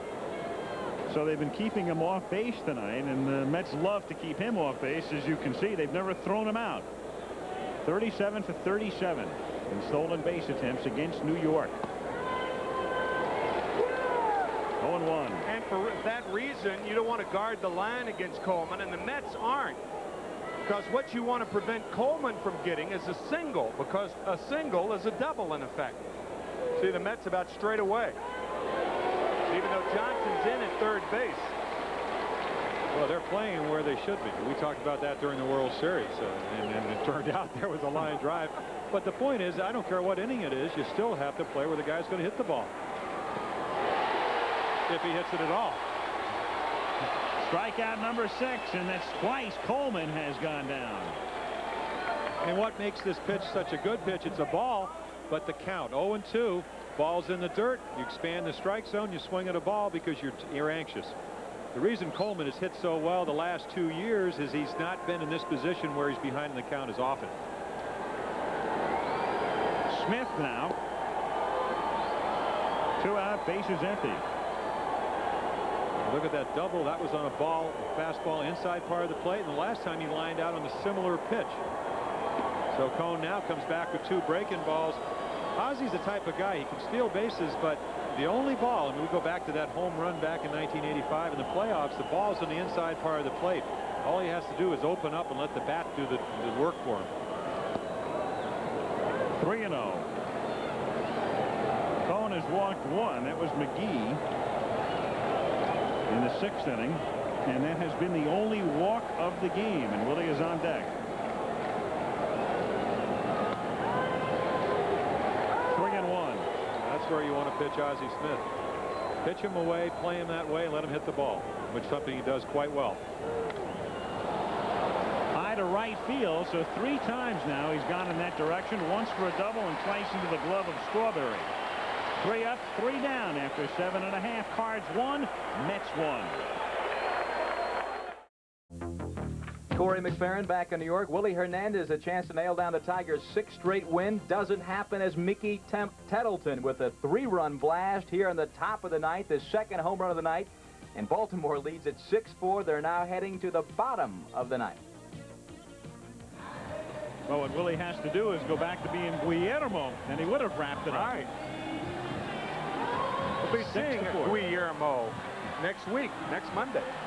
Yankees in Detroit. Some of you will see Cincinnati and Houston. If you missed it earlier, Keith Hernandez for the Mets here on the disabled list.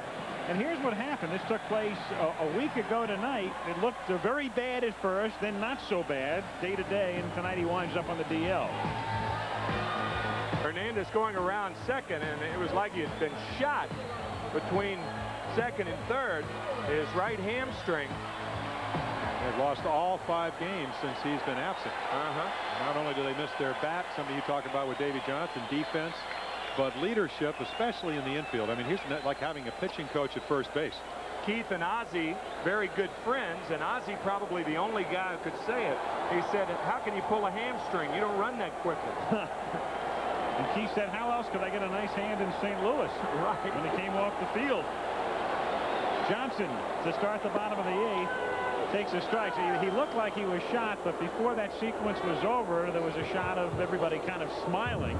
He came out of the game. In fact, the next night he was on the pregame show on Sports Channel, and Rusty Staub was conducting a mock kangaroo court with him, and it appeared as he'd be back in the lineup in a day or so. But now it'll be July probably before he's back in, or close to it.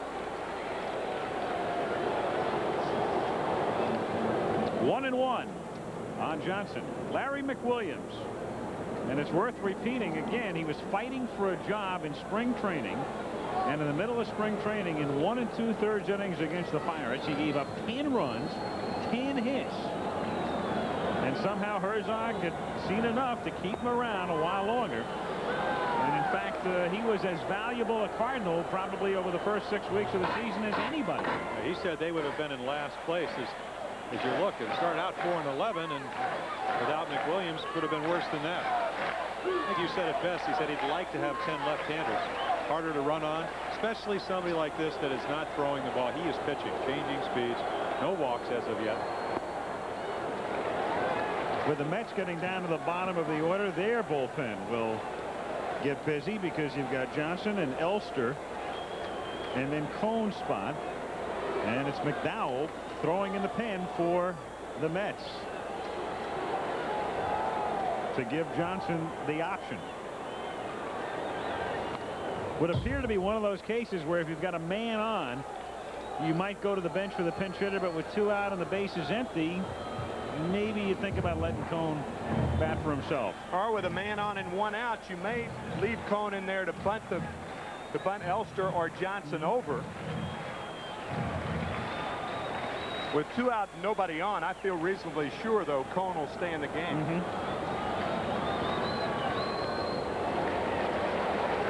3-2.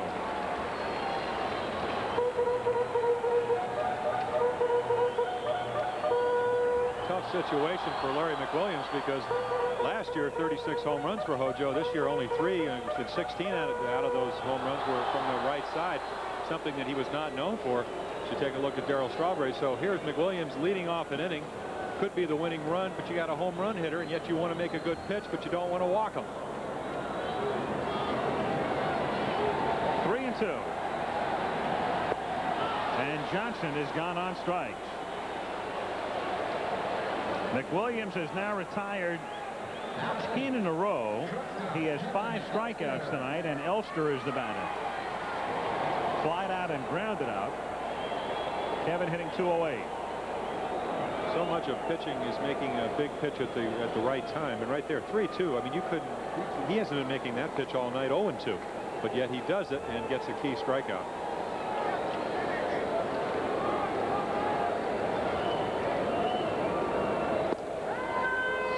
In there, 0-1.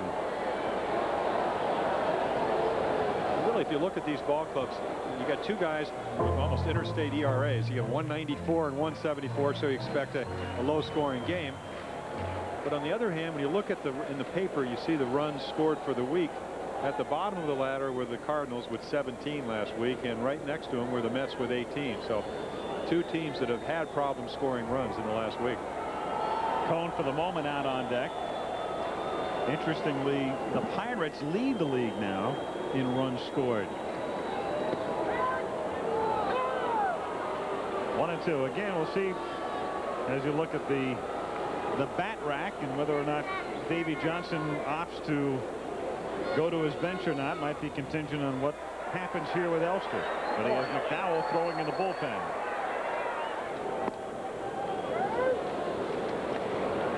I would think one reason he has McDowell up right now is if he has to go to the pen. You got Brunansky and Horner coming up 2nd and 3rd in the 9th inning. It's hard to right-left the Cardinals with all the switch hitters, but you can at that point in the lineup. And it's hitting to right field, and Brunansky comes on and makes the catch. So 2 down, and Brunansky, seeing Shea Stadium for the first time in his life, has played right field as if he's owned it tonight. Has gotten good jumps on every ball hit his way, and with 2 down, Cole will bat for himself.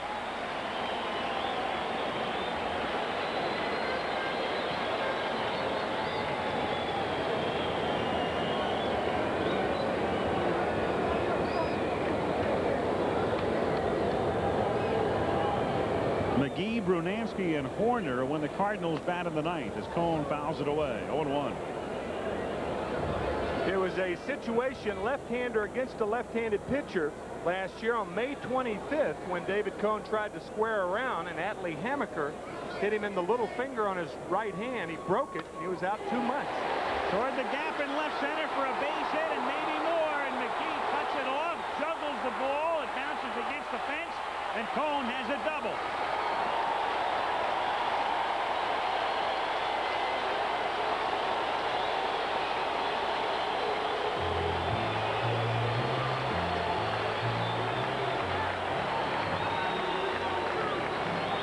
Pitcher's delight, a hanging curveball. You can't see it from that angle.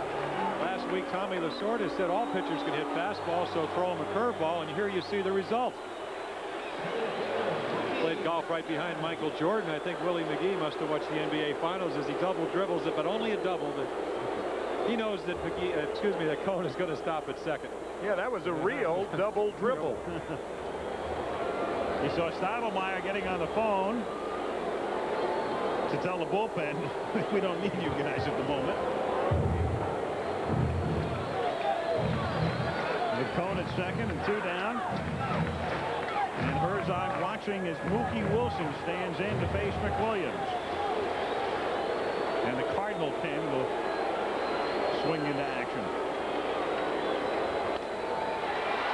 And it's grounded down to Alicea, and he throws him out, so they squander a 2-out double by Cone. To the 9th we go, a 1-1 tie back in New York after this word from your local station. Corey McFerrin in New York, top of the 7th inning. 2 more RBIs for Dave Winfield against Roger Clemens, and blast one deep center field. This one's going to be off the green monster. Claudell Washington would score. So would Mike Polirulo. He beats this throw coming home. 8-5 Yankees lead, top of the 7th inning.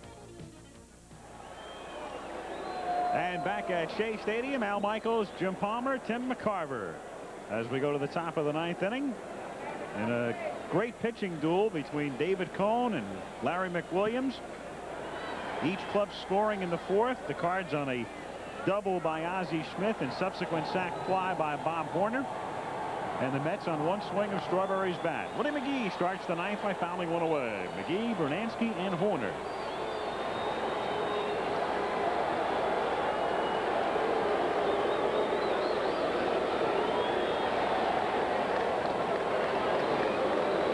McGee getting as hot as the weather. 1-1. Breakdown on Cone. Well, that's a good pitch average. You'd like to throw somewhere around 12 or 13 an inning. And we saw the graphic last time Willie McGee up. What was Willie off David Cone? 7 for 9. 8 for 11. 8 for 11. 8 for 12. Now, Exactly 8 the for guy, 11. yes, Still exactly the guy you don't want coming off, leading off an inning with a 1-1 ball game. But this time he should handle him as Tuffle throws him out. One away, Bernansky coming up. When the Mets come up in the bottom of the 9th inning, 2, 3, and 4, Tuffle, Magadan, and Strawberry. Right now, Cone has faced just 5 men over the minimum, and McWilliams 4 men over the minimum before this crowd of 38,000 at Shea Stadium.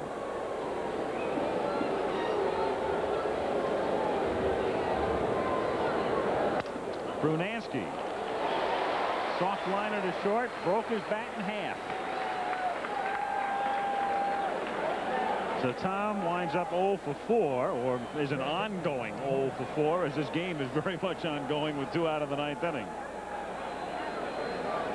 It's one of the most distressing feelings for a hitter to walk back with a handle of the bat. It's not distressing, however, if you're at first base and you see the bat boy retrieve the bat handle. Because that means you've gotten one of those cheap hits. You'll trade a bat for a hit any day. You ought to know. Very I clever. say that only because of my first appearance against you in the American League. Flare to left, wasn't it? Flare. Parachute. Exactly. Don't let somebody skydive with a base hit over third base that it softly, deftly went into the grass. That's a one-hopper, and Tuffle can't make the play. So Tim, in trying to gather it in, has it squirted away. He'll be charged with an error, and it will bring up Oquendo with 2 out and Horner at first base. Well, it's everybody I've ever talked to is talked about to play on grass, and you have to have soft hands. You talked about stabbing. Doesn't really wait. Doesn't even get the glove on the ball. Caroms off his leg into right field. Not an easy play, but one considering how Horner throws the ball. You can smother, keep in front of you, and get the out. I think keeping it in front of you is the key, and that an in-between hop, a tough play, but should have been handled. And Tom Lawless is coming in from the bullpen to pinch run for Bob Horner. So Lawless, who was nothing but the ultimate bit player last year and then hit that dramatic home run in the 4th game of the World Series, has been summoned in from the pen, and he'll become the go-ahead run at first base as Bob Horner leaves. And the Cardinals achieve 2 things. They don't waste a man because Lawless will go to third in the 9th. Oquendo will become the first baseman. Or anything Whitey wants him to become. Exactly. Well, it's good to have players, obviously, with a 24-man roster. Lawless can play all over. Now, he is coming off a hamstring pull. He said he's had a chance to get his a little bit better because he doesn't play every day. Pendleton re-injured his because he was out there every day, and he just blew it out. Will be out maybe to the All-Star game. And Lawless goes. The pitcher's a strike, and there's no throw. So Lawless trots in from the pen, sheds the warm-up jacket on this hot night. I don't know what he was doing wearing the warm-up jacket anyway. Goes to first base and steals second immediately. Oh, that's a major mistake by David Cone. You got to give him a look. See, Lawless is in there for one reason, and that's to steal second base. There are 2 outs, and the low curve, and Carter didn't have a chance. 0-1 on Oquendo, who takes in the dirt, blocked by Carter. But you also have to, and I'm not trying to defend David Cohn, but as a veteran catcher, and Gary Carter certainly is, and maybe he said it, you take another look at Tommy Lawless, not even hesitating, he just goes with the move. The slowness of the curveball allows Gary Carter just to catch the ball and do nothing with it. But you'd think Carter would have said, hey, either step off, throw over there, do something, and maybe he did. Try to atone for your mistake right there. You let him steal second and then try to pick him off. It is certainly the tandem's responsibility. Exactly. I by no means meant that Gary Carter was not at fault, but David's got to, regardless of how it's done, he's got to look at first, he's got to step off, he's got to vary his moves. 1-2.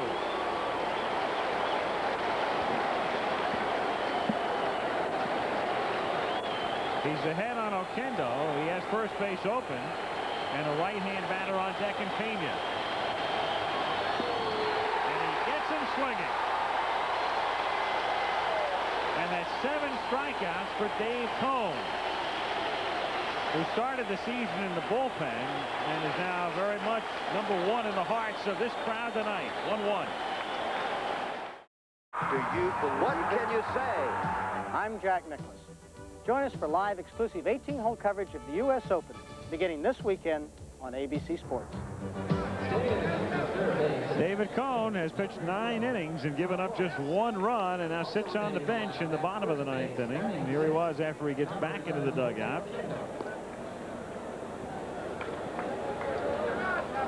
Pat on the shoulder and a high five, and a job well done thus far, but still going. Jose Oquendo moves over to first base, so he dons the new glove, and Lawless stays in the game. Tom hitting in the number 5 spot as we go to the bottom of the 9th inning with Tuffle, Magadan, and Strawberry. And a dangerous situation for McWilliams. I think Tuffle has hit the ball better, even though he's flown out 3 times. He's hit the ball better and had the best packs in the Mets lineup. This is a dangerous situation for McWilliams. And the Cardinal bullpen is busy. It's normally Todd Worrell, and there he is. He had the flu yesterday, a touch of it, and wasn't available against Chicago, but he's in the pen tonight. 1-1.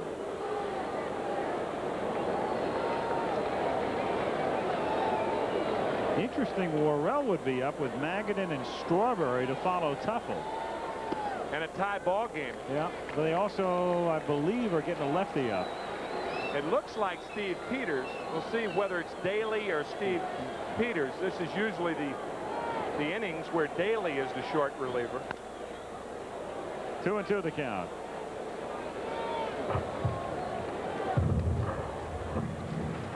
In the bullpen, it's Daly, the lefty.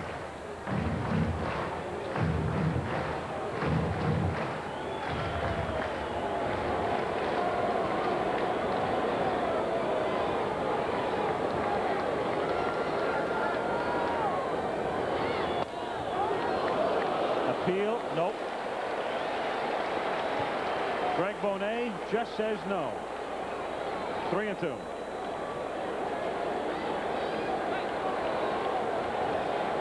Check this swing, and we presents the same situation as last inning. Johnson up 3-2, and now you got Tuffle.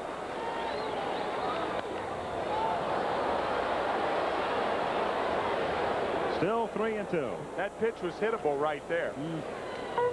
Again, that's one of those pitches as a pitcher you throw, and it's just enough out of the strike zone that it makes it's hittable but tough to hit. Of course, what a Williams' strength is that his fastball is live, has great movement, so he can throw it, and it looks like it's hittable, but it runs or it sails or whatever. It's not straight. One hopper to Lawless, and over to Oquendo for the out. 1 away. The Mets tonight have been limited to just 4 hits and only 1 since the 5th inning. That was by David Cohn. Yeah.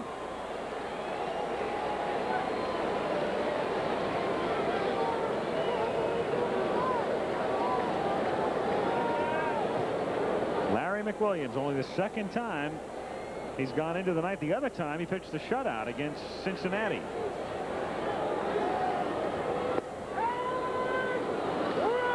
0-1. And he's faced just 4 men over the minimum. Well, that allows you to get there with a lot of thrift, so to speak. And we saw Don Sutton last Monday night struggle just to get into the 6th. Multitude of pitches to do that. Well, no play on words necessarily, but part of the reason he's in St. Louis is a lot of thrift. Sid Thrift, yes, the general manager at Pittsburgh, released him last year. Sid Thrift, the man that developed the 4-seam and the 2-seam fastball. Breaking pitch, he gets under it and lifts it to right field, and a lot of room for Brunansky, who's had a pretty busy night. And Tom picks up his 5th putout, and the crowd builds now as Strawberry comes to the plate.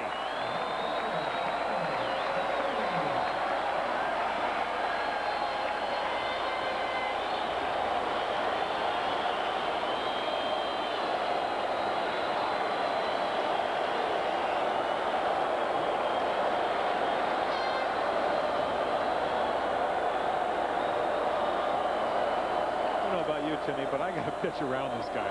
I mean, very carefully. Got Worrell warming up for McReynolds or Carter.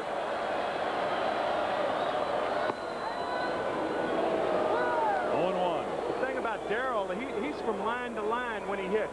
He has as much power to left as he does to right. There's no part of the park in which he can not hit it out. For instance, if he were a pull hitter, you could pitch him away and make him hit the ball the other way. But if you pitch Darrell away, he's liable to hit a ball out the other way. Especially if it's up and out over the plate. As we said, low and away, high and tight. 1-1 to Strawberry. In there, 1-2. Of course, what McWilliams is doing is changing his pattern, which is something he's done all night. The last 2 times, the home run was a hanging curveball. The next time, a slower curveball down the strike zone. Now he's going with hard stuff.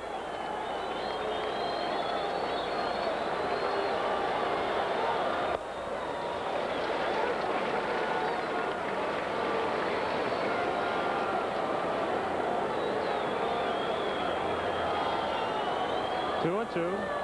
2 out, bases empty, 1-1 in the 9th.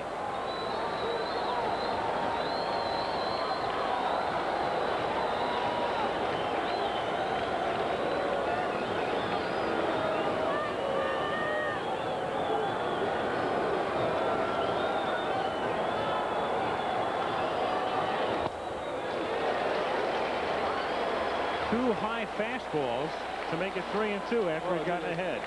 He knows how difficult it is. What you try to do is you want to make a good pitch, but you want to be relaxed when you do it. And he's overthrown the last 2 pitches. Tends to straighten out the ball.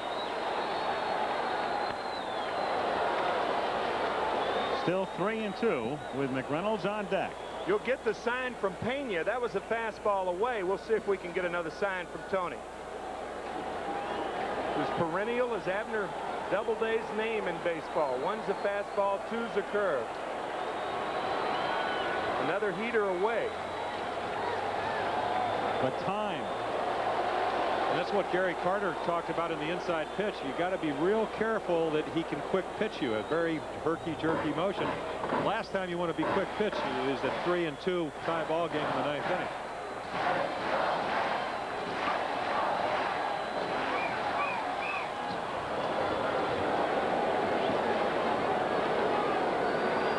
Of course, that is part of pitching. We talked about it all night. You know, why is he able at 34 after arthroscopic surgery? He's thinking out there, too. That's a constant battle. The hitter tries to set his rhythm, and the pitcher tries to do the same thing.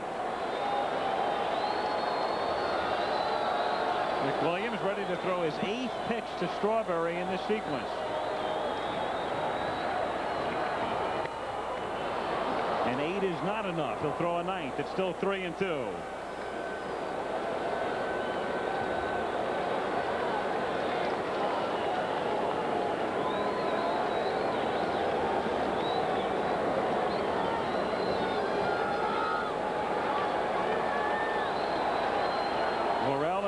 Just observing.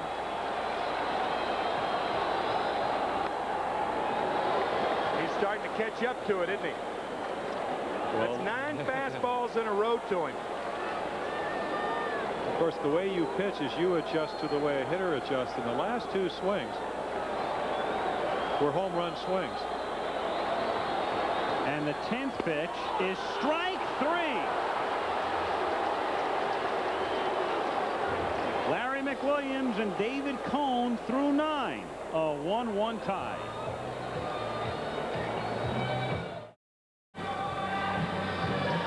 Larry McWilliams winning that battle. And what a beauty that was.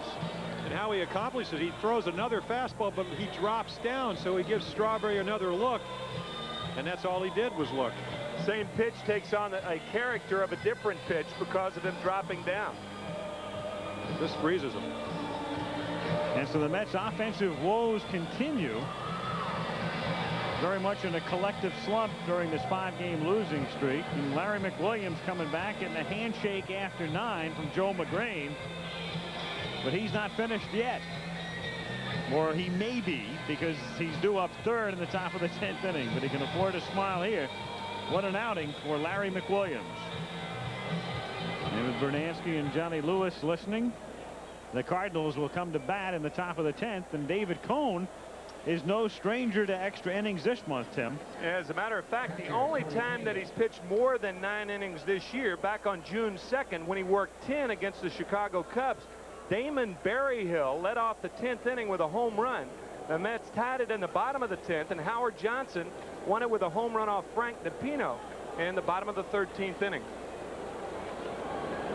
And the Mets, despite their hitting woes, have had some extra inning, late inning heroics with dramatic home runs. And we'll find out about tonight as we go to extra innings again. Top of the 10th. Pena to lead off, then Alicea, and then the pitcher's spot. A little squibber hit right back to Cone. Pena gone. 1 away. And Alicea coming up. 1 out, bases empty. This is the week of the big one in golf from the Country Club in Brookline, Massachusetts, with Jim McKay and Jack Whitaker and the gang all set to bring it to you. Saturday live 3rd round action. Sunday the 4th and final round coming your way, and we'll have late night reports on Thursday and Friday as well. Complete 18-hole coverage of the U.S. Open this week. 1-0 on Alicea. Looks like Dwayne Walker is going to come out on deck as Alicea fouls it away. And it is Walker with Worrell throwing in the bullpen. So McWilliams appears to be done for the night. Davey Johnson and Mets management very, very conscious of their young arms. And I'll tell you how conscious they've been. As you see Davey there, Mel Stottlemyre with their young arms. It took Dwight Gooden 4.5 years to pitch a regular season game of more than 9 innings. And David Cone's done it twice in his last 3 starts, even though David's 27 and Doc is 24.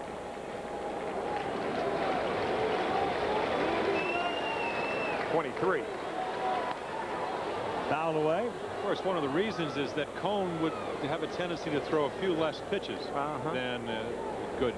Gooden is a little bit like Ryan, where maybe a few more 2-2, 3-2, a lot of foul balls, where Cone, even though he can strike you out, gets you to hit the first pitch a little bit more often.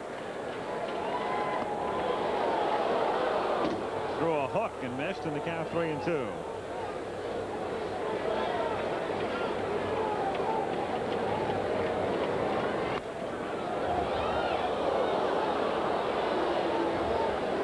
So as we talked about earlier, the mechanics, or at least having good mechanics, can make it so much easier to throw the ball. He is so compact, so smooth, that it most likely, it looks like it takes him a lot less effort to throw a fastball or a breaking ball than it does in most pitchers. Very sound. To center to Wilson. Mookie misread it slightly just for the moment. And Alicea gone. 2 down. And now Walker with 2 out and the bases empty. Dwayne has been around Cincinnati and Texas, and then last year the Cardinals signed him, and he spent the whole season in AAA.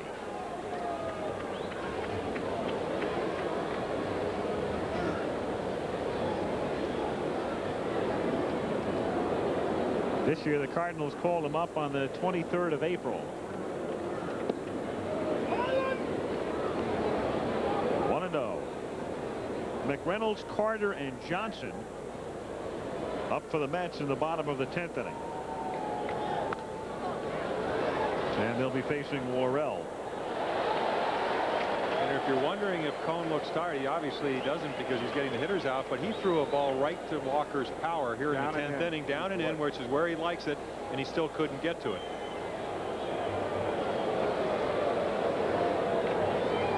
The 1-1 to Walker.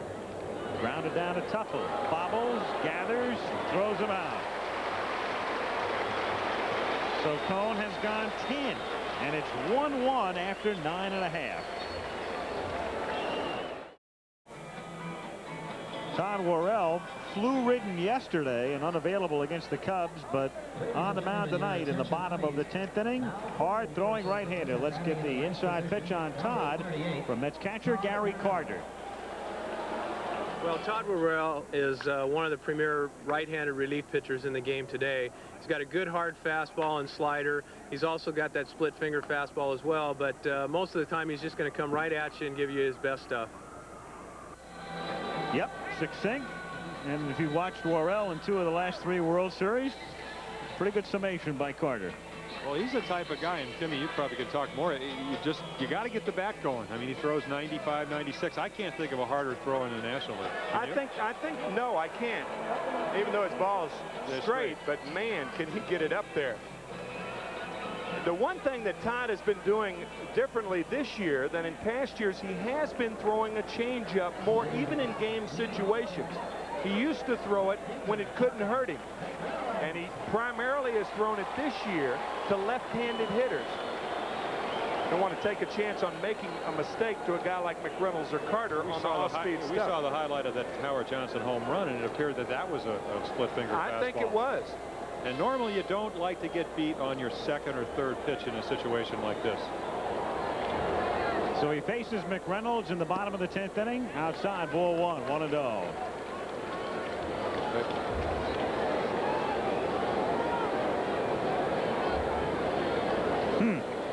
He figured him out after going 0 for 6.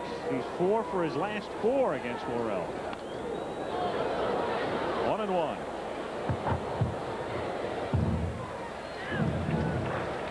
And that last pitch on the gun was 92 miles per hour, which is average or below average for Worrell. Oh, for him, it's about 6 miles per hour higher than just about the average Major League fastball. Maybe 7 or 8. Depending on who you talk to. Remember when Worrell broke in with a splash as a rookie in '85 and pitched in the World Series? Came on in one of the games against Kansas City and struck out 6 consecutive Royals. I'll never forget, the next day Sparky Anderson was doing some work for Good Morning America, and he was interviewing Worrell, and he closed it by saying, "Son, do me one favor. Stay in the National League forever." It's interesting you mentioned he was a rookie that year. He was, but he went on to win the Rookie of the Year the next year. The first pitcher ever to play in a World Series and come back and win the Rookie of the Year award. One of those oddities. Came up late in the regular season, but took over as the bullpen ace and didn't have enough regular season innings to not qualify as a rookie the next year. Bonet says no. 3-2. Yeah, well, formerly a starting pitcher, and really didn't have the pitch selection to be a good starter, so dropped his arm a little bit and became a power pitcher, and this is a perfect situation to bring a guy like that in. He can strike you out anytime he makes good pitches.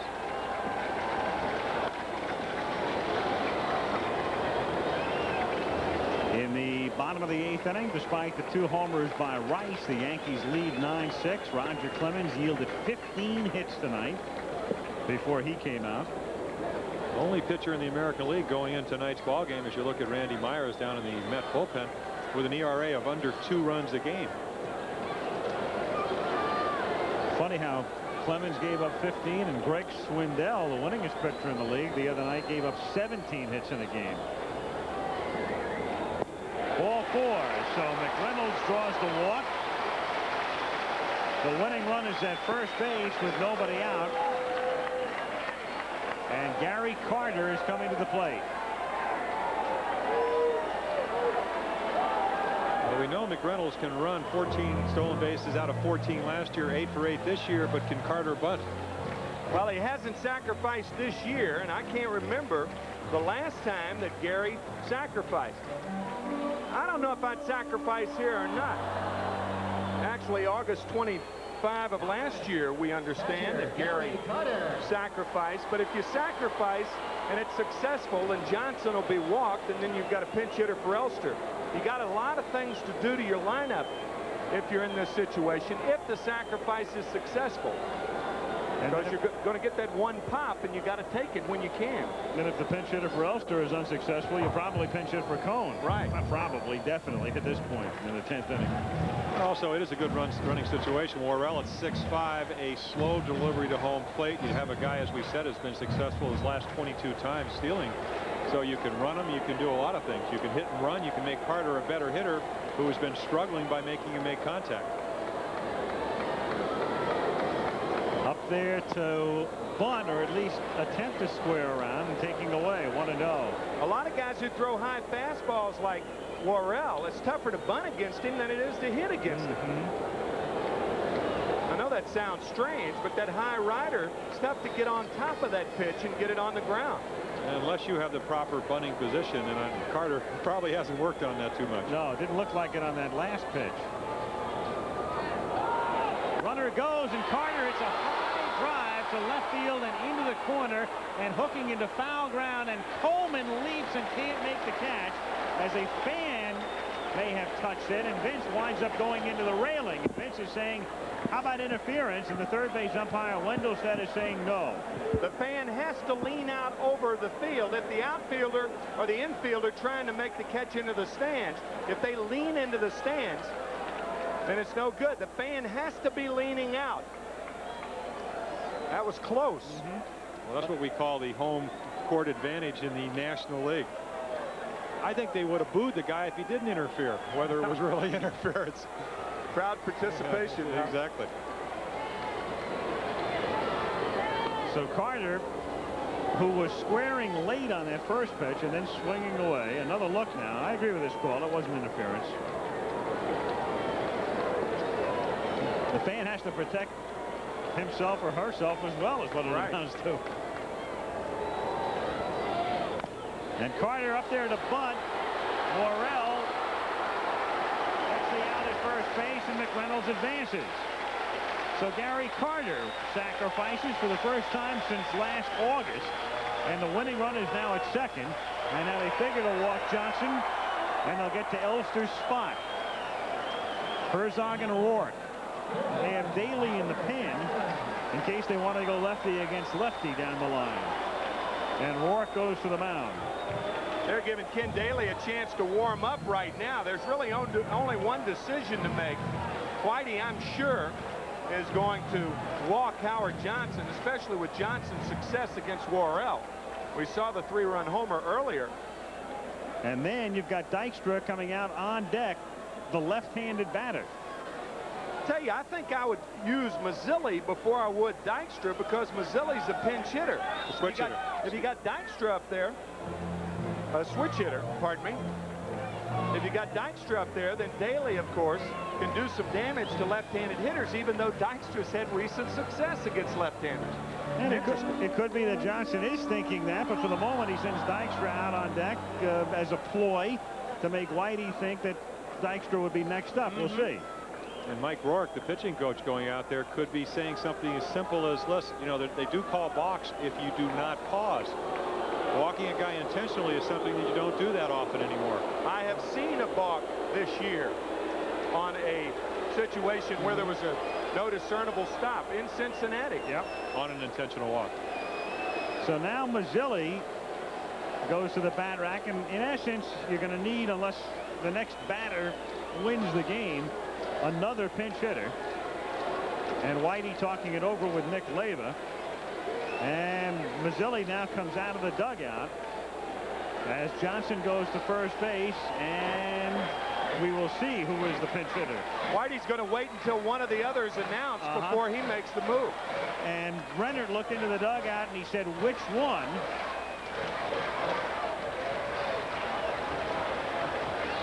And we'll wait for the announcement as to which one. And Herzog is now going to go to the mound.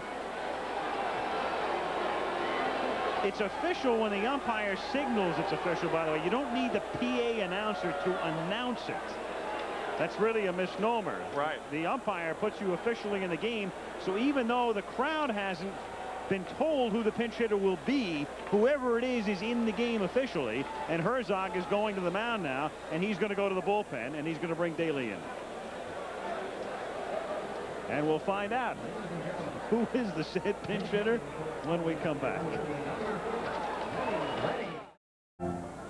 The funny thing about this game is you look at Worrell. McWilliams went 9 innings, didn't walk a man. Worrell came in and walked the first man he faced, and then issues a subsequent intentional walk.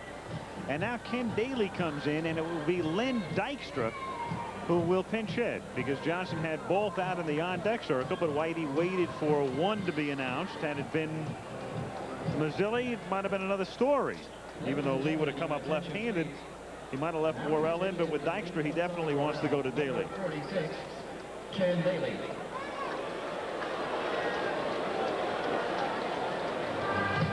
Dykstra this season is 3 for 5 as a pinch hitter. He's also hot right now. He has an 8-game hitting streak, which equals his career high. And one reason, of course, that would mitigate against Dykstra having a real long streak would be the way he's used as a pinch hitter in games where sometimes he gets 1 or 2 at-bats. Well, he's been hot, 10 for 21 last week, 469 on the week. So I don't know how many lefties he faced in that span.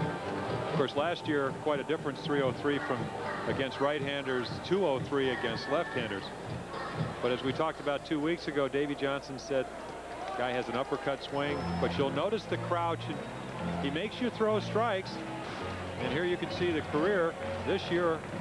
You know, maybe that's what we call maturity, a little more experience. Well, Whitey Herzog once again doing his homework.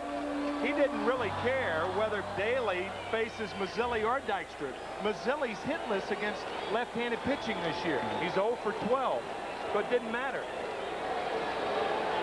So with 1 out, there's the winning run, Kevin McReynolds. And Johnson is at first. And his only job right now is not to get doubled off.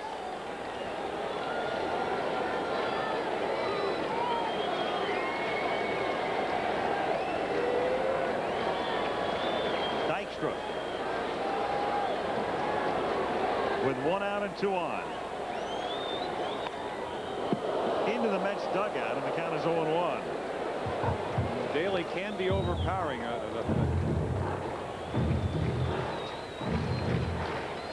Take another look. He's getting the bat ready, and look where the ball goes. It's David Cohn, isn't it?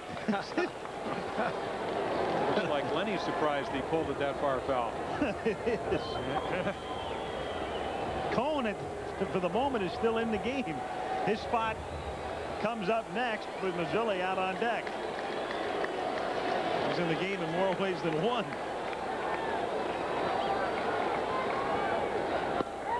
Strike 2. And also, as I was saying, an exceptional curveball from Ken Daly. He can throw that anytime. Big breaker, tight spin. Go along with the fastball that's well in the 90s, can be very effective and has been. Well, Dykstra is the best defensive hitter the Mets have. By defensive hitter, I mean with 2 strikes, he'll poke foul ball after foul ball the other way. Takes on a different character when he's way behind in the count.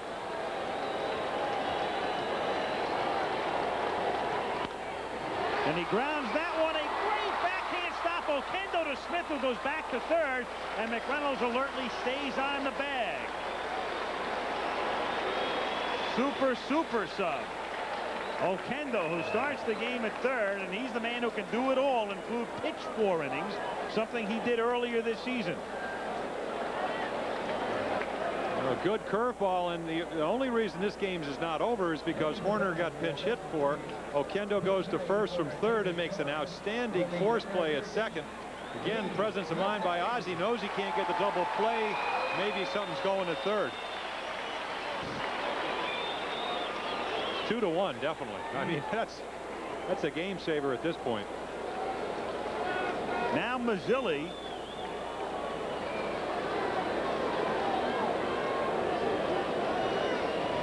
Lee coming up. And as Tim mentioned, without a hit this season against the left-hander. And hitting 163 overall. Oquendo now way behind Dykstra. The way a first baseman plays in a situation like this, is you play as though there are no men on base. Oquendo's not behind him. He's way behind him.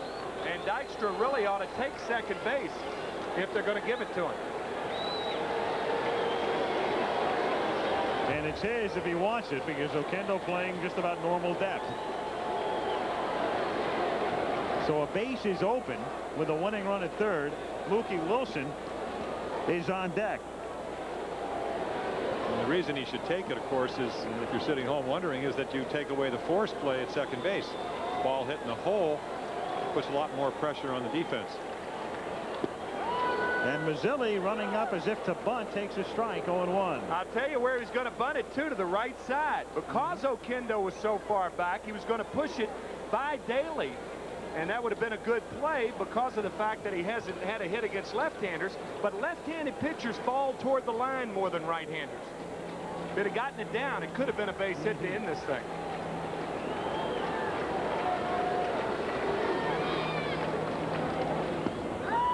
Another strike on the inside corner, and it's 0-2.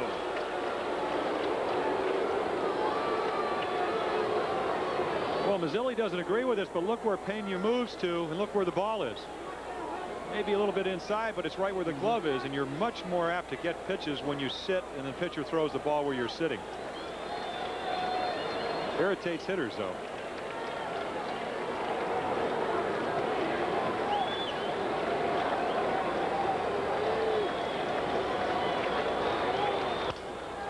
And that's grounded foul.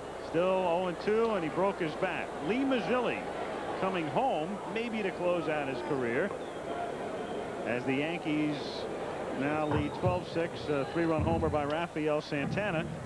And it was interesting tonight. I just happened to be standing with Mazzilli when the Mets were parading their #1 draft choice out, and he was thinking back to the days when he was the hometown boy and the up-and-coming New York Met back in the early 70s. Mets signing a big right-handed pitcher, David Proctor, who is the nephew of former big league pitcher Mike Torres. Nice to see Mike in the ballpark tonight.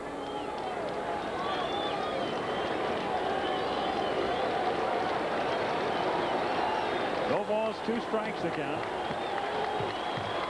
Running run at third, McReynolds. 2 out, bottom of the 10th.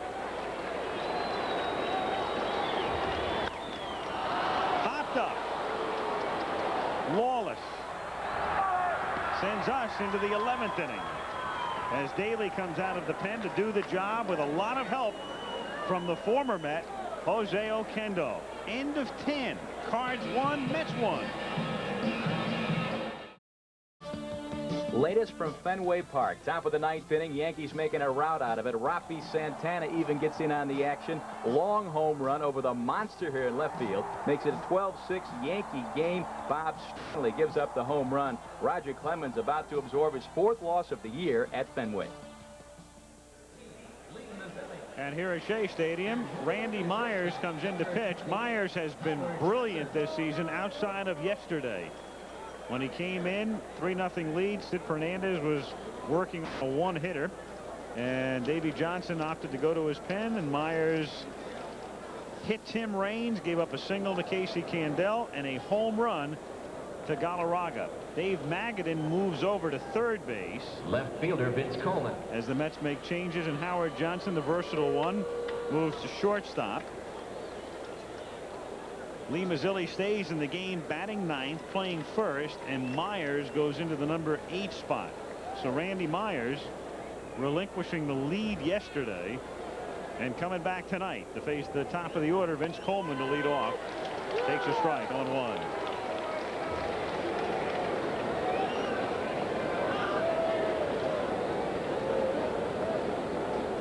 Coleman, Smith, and McGee. 0-2. And then in the bottom of the 11th inning, it's the top of the order for the Mets. Wilson, Tuffle, and Magadan.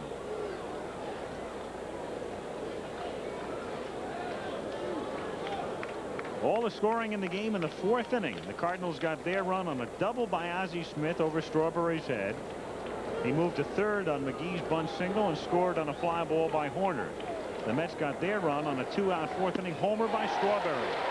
And Myers strikes Coleman out, and before he faces Smith, here's what Vince had to say before the game about Myers. Shortstop, Randy Myers. I've been knowing him for a while. We came up through the minor leagues together. He's always thrown hard. He was once a starter, but now he's a great reliever. It'd be tough for him to get in the game because they have an excellent starting pitching staff, but he has a great move to first. He really doesn't allow you a base runner to get much of a lead.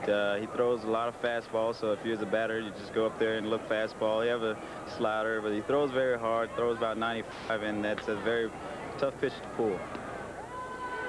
Or even hit, as Vince found out. Certainly is. Count is 1-1 on Smith.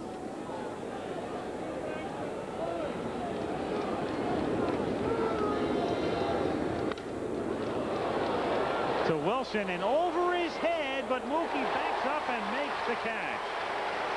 And Ozzie has really been muscling up tonight. A double over Strawberry's head, 2 relatively deep fly balls to Darrell, and now this shot to straightaway center. Well, your first inclination as a center fielder when Ozzie Smith up is in, but then if you have good speed, you go back, especially if you have a big glove. And it seems that if you're pitching against Ozzie Smith, you want to get him out, make him hit fly balls. You know, they've been hit hard, but when he hits it up in the air, it usually ends up in the ballpark. Fastball by McGee, 0-1. Myers has been an incredible, as you said last year, and yesterday. It's no disgrace to throw a 3-run home run to a guy that's leading the National League in hitting and home runs. Talking about Andres Galarraga. It's funny, Vince Coleman saying he's been knowing Randy Myers for a while, coming up in the minor leagues. How about that? The odds go dramatically down that McGee will win it with a home run. Randy, a delightful free spirit from Brush Prairie, Washington, unusually had a fan club before he pitched 1 inning in the major leagues. His aunt started it. Randall K. Myers. Yeah. I think there are about 850 members the last time I checked. So he's a free spirit, an interesting guy. How does a fellow like this respond to something as what happened yesterday, a very dispiriting defeat? Strangely, stoically. McGee hits one toward the gap in right center, but Strawberry's speed chases it down.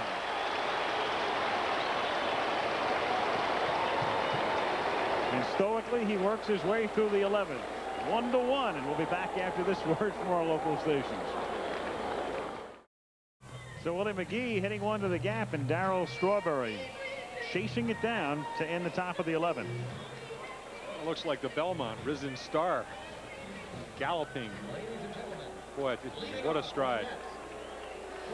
I think Risen Star is appropriate for Darrell, very not much so. Rising Star. He's already there. Yep.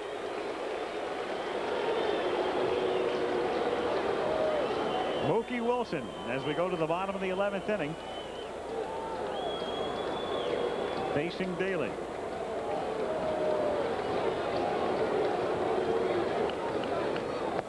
So McWilliams and Cone so brilliant, and both with an ND, no decision. Well, sometimes you pitch not to lose, and this was one of those games. It was rather obvious early that there wasn't going to be a lot of runs scored. 2-hopper to Smith, and he pulls Oquendo off, but he makes the tag. He does it all, Jose Oquendo. Scoops up grounders to the hole, pulls down errant throws from Smith.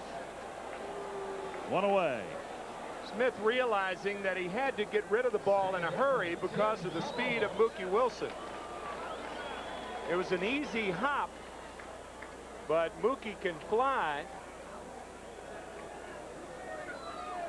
I don't know. It looked like he may have tagged him on the bag, But from the perspective of Bonet, the first base umpire, it could have looked like that he tagged him before he got to the bag. Obviously, that was the case. And not much of an argument for Mookie. No. 1 out. Tuffle takes a strike. To look from this angle, what impresses me, the way Bonet calls, and you can't see from here, it looks like he's safe, but he called him out so emphatically that nobody argued. Or if they did, it wasn't kind of half-hearted. To shallow left center, and Coleman can't chase it down, has to play it on a hop, and the Mets have the winning run at first base. Tim Tuffle with a looping single into left, so he's 1 for 5 tonight, and the winning run as Magadan comes to the plate. Now batting, third baseman Dave Magadan. Magadan facing McReynolds or McWilliams 4 times tonight, was 0 for 4. Started the game at 301, now down to 286.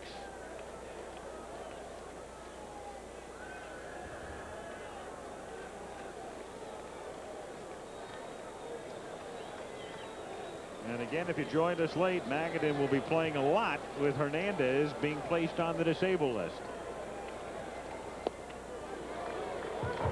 1-0. Game at Fenway over. Dotson wins his 7th. Yanks win 12-6. Rice hits his first 2 homers of the season. Baltimore wins. They knock off Detroit, so the Tigers are 3 back. And the Mets now have Keith Miller in his first base running for Tim Tuffle. Ladies and gentlemen, so Miller comes in to run, and again Miller was called back up when Hernandez went on the disabled list and caught a plane from Norfolk to get here in time for the game. And if we go to a 12, he can stay in at second. And he can fly.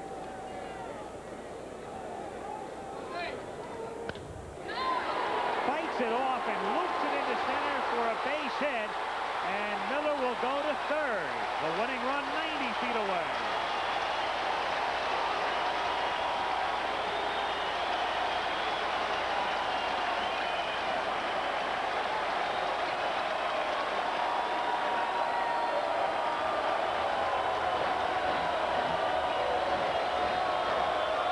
Strawberry seeing Herzog go to the mound.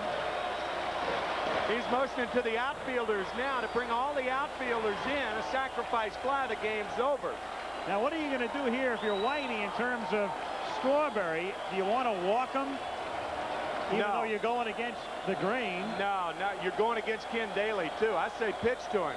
Daly's a strikeout pitcher, a power pitcher.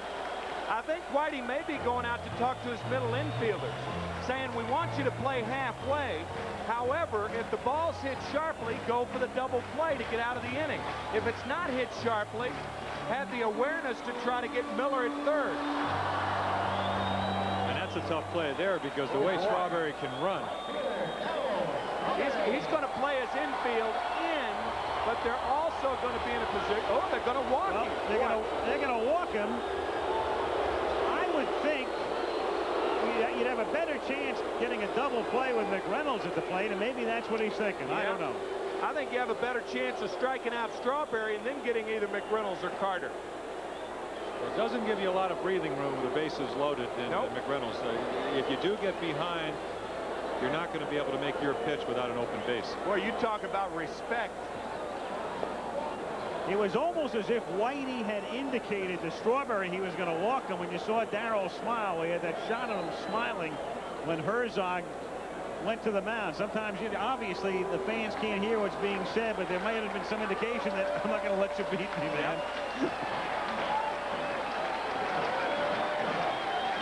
And here's McReynolds now. The base is loaded and 1 out in the bottom of the 11th inning, a 1-1 tie. Tell you can count on one hand when in a game situation a left-hander has walked a left-hander to get to an accomplished right-handed hitter.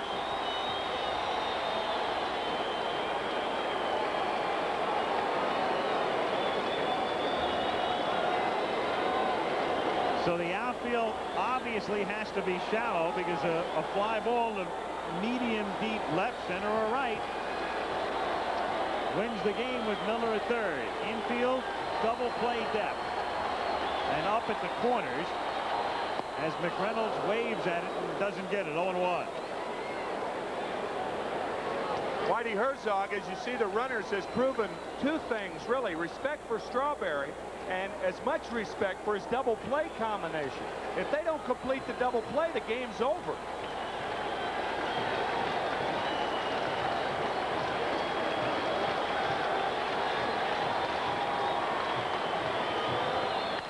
That's grounded to third. Lawless comes home for one. That's all they get. So they get the big second out, 5-2, and now the winning run is Magadan at third. The bases remain loaded, and Gary Carter comes to the plate.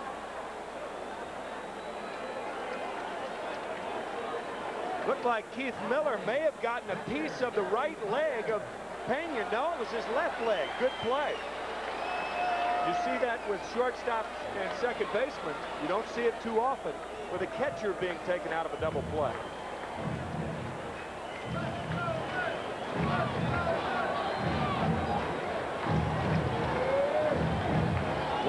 In the bottom of the 11th inning. Daly's had good success with Carter through the years. Magadan the winning run at third with 2 down. Shane Deanston Leyva up on the top step, repositioning Coleman, and of course the outfield goes back to normal depth with 2 down.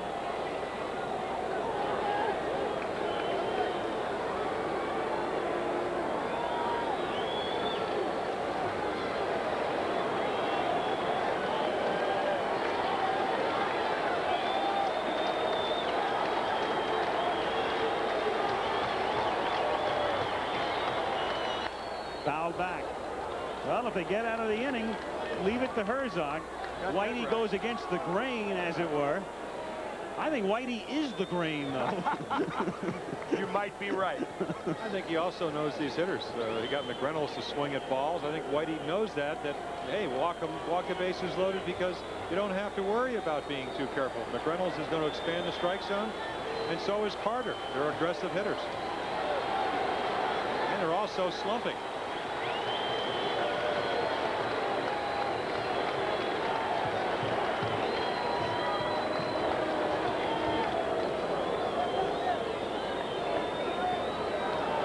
To the mound with a count 0-1.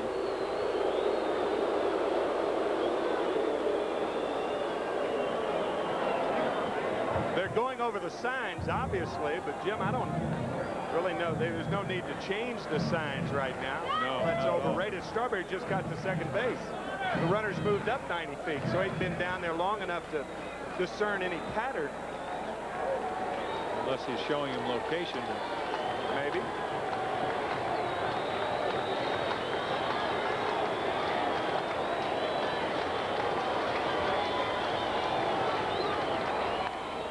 And 2 on Carter. See, if you show location, if you're the runner at second base, the only location, for the most part, is a fastball. All the other breaking balls have implied location. Curveball's supposed to be down. Slider's supposed to be in tight to a right-handed hitter. Only the fastball does a catcher go in and out with.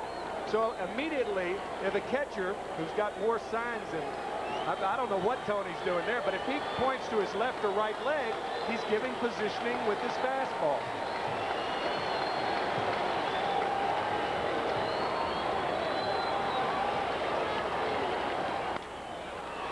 That's looped foul. You know you've seen it all in baseball if the day would have ever come when somebody gave Phil Necro a location sign. Nuxie.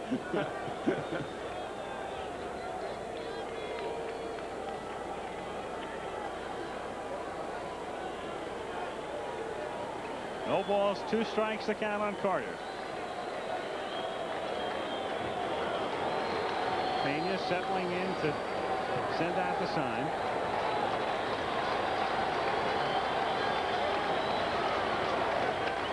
Gave location away. It's a fastball away. And it was, and it's fouled away. Still 0-2. Up and away. That's 4 in a row.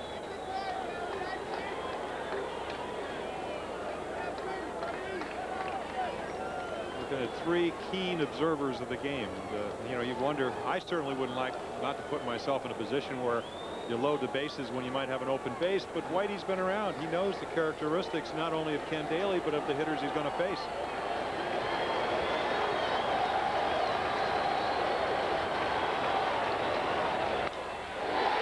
To right and right at Brunansky.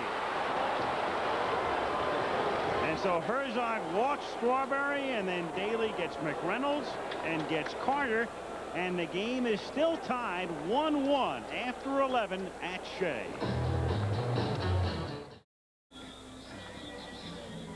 So Gary Carter lining out to right field with the bases loaded, and you'll see his reaction right to Brunansky, and he knows it. Your attention, please. Staying in the game at second base. Batting in the second position. And so we'll go to the 12th inning. And for the Mets, Keith Miller will be staying in the game at second base. And to update earlier scores this afternoon, Bob walked with a shutout. Pirates beat Chicago. Philadelphia knocks off Montreal tonight 5-2. San Diego wins a twilight game over the Giants. And Houston leads Atlanta 6-5 in the 8th inning. And Brunansky drives one to center to start the 12th, and right to Wilson for the out. One away, and Lawless will come to the plate. In the American League, Cleveland knocks off Toronto 8-6, and Baltimore beats Detroit.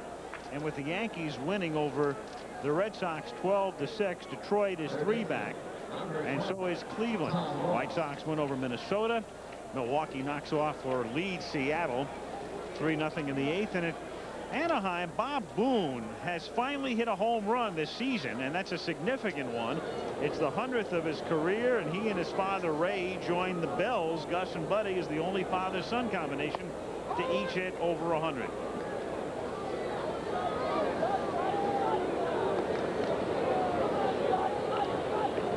Lawless up for the first time in the game. Came into pinch run for Horner in the 9th. Johnson on the grass, and now it's Miller going way out on the grass, and Keith makes the catch. 2 down. We can't let Lawless get away, of course, without another look at that classic shot when he pulled his Reggie reaction to the home run in Game 4 at St. Louis last year. Maybe the most improbable home run in World Series history. Spent the whole year on the bench. Gets into the patchwork lineup because the Cardinals were decimated by injuries, and hits one out. You're getting an idea why they traded Orozco. I mean, Myers 95 miles per hour on the corners. Got everybody there up there trying to hit a home run. You got Oquendo, who's a line drive ping hitter, swinging from the heels, as did Lawless. That's what everybody wants to do. They want to be a hero. You get them out of sync, get them out of their natural game. And you look at this ball club looking in St. Louis, they don't have a lot of home run hitters. I'll tell you, it was Oquendo's unlikely home run against Adley Hammaker in Game 7 of the National League Championship Series last year. 3-run homer in the 2nd inning. Appeal, nope. 2-2.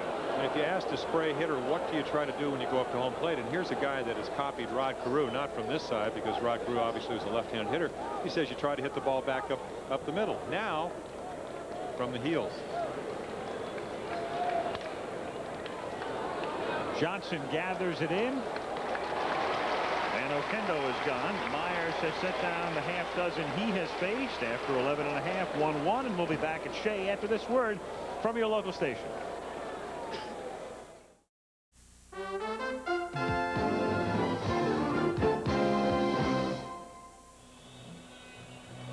Whitey Herzog and his Cardinals will watch the Mets come up in the bottom of the 12th inning as he discusses things with Mike Rourke. What was it Whitey said about Mother's Day as we take a look at the U.S. Open Golf Championship? First and second round late night highlights Thursday and Friday, then third round live action Saturday beginning at 1:30 Eastern, final round Sunday at 2 Eastern. Somebody asked Whitey on Mother's Day, well, you know, what did you do for Mary Lou, his wife, on Mother's Day? And he said she wanted to go fishing. That's why I married her. Well, speaking of that, Davy Johnson and Whitey Herzog, they're very close friends. As a matter of fact, very intense competitors. But they have a business together, Celebrity Resorts, and it's a fishing camp. Well, it's one of those fantasy fishing camps. Yeah, fantasy fishing camps. Where you pretend you reeled in a 39-pound marlin or something. Drilled but foul as Howard Johnson, who ended a game a couple of weeks ago, a dramatic home run, is allowed 0-1.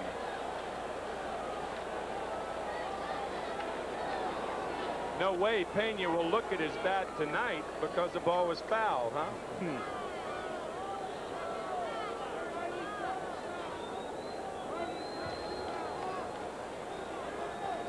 Johnson with 10 homers this season.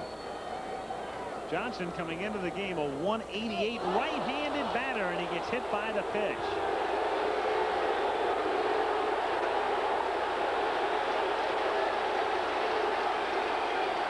That's a warning, I believe. I'll tell you, that's ridiculous. Yeah, it is. I tell you, the guy had 36 home runs last year. Just yanks one into the upper deck foul. Where are you going to pitch him? Out over the plate again? I understand maybe the intentions of Doug Drenner, but that's carrying a little bit too far. And I can't believe you can warn a pitcher for putting the winning run on base leading off an inning. Oh, yeah, right. Well, you know, at the bottom of the 12th inning? Well, I think he's a little bit overreacting there. Of course, he is doing his job. You can say, well, Whitey's saying well, just what Tommy Lasorda said. And how do you expect my pitchers to get anybody out? That plus, I think what I just said in terms of, hey, I'm trying to win a game. It's a critical game. You're going to tell me my guy's going to put the winning run on base with nobody out? I wonder if the warning would have been given if that pitch were thrown before Johnson hit the foul ball. Exactly. The sequence of events. You're right. You're right.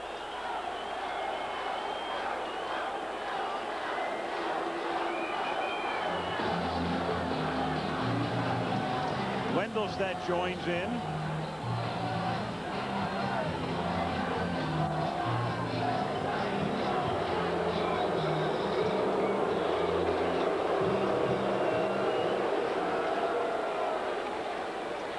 Take another look at the 0-1 pitch. Now, we're talking about a guy with a 90-plus moving fastball. The last thing he wants to do is hit Howard Johnson. Ojo can run. Last year 30-30 club. Looks like I hit him in the right forearm. So Johnson is the winning run, and Wally Backman will come up to pinch hit for Myers, who is in the 8th spot in the lineup, and no doubt to try to bunt. He's 3 for 14 as a right-handed batter this season. Backman, who was on the bench at the beginning of the year because Tuffle had won the second base job on an everyday basis, and then Wally got a chance to be re-platooned when Tuffle got hurt, and Backman did a decent job filling in for him. And in this situation, Lawless plays in on the grass at third, and Oquendo will be ready to charge from first. In the air, and Daly knocks it down. It's a fair ball, and runners are at first and second. A bad break for the Cardinals on what was almost a tremendous catch by Daly.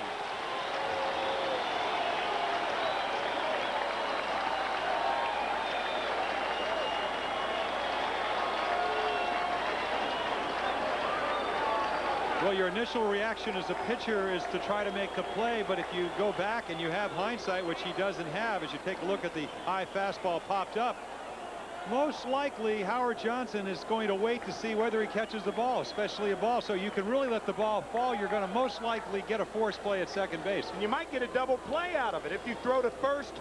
Exactly. Now you can see Johnson going back, but then again, Daly doesn't know this. Got to be a very alert Howard Johnson if the ball does drop and you throw to first to get the runner. Not to be caught in a rundown, because he's going to be halfway in that situation. So what turned into a double play situation, the Mets have converted to a first and second with the help of Daly's dive. And another probable bunt here. That is scored as a bunt single for Backman. Runners at first and second. And the Cardinal infield again guarding against the bunt with Mazzilli standing in for the second time tonight. He popped out as a pinch hitter in the ninth. And he fakes the bunt, chops one into left field for a base hit. Johnson will score, and the Mets snap a 5-game losing streak.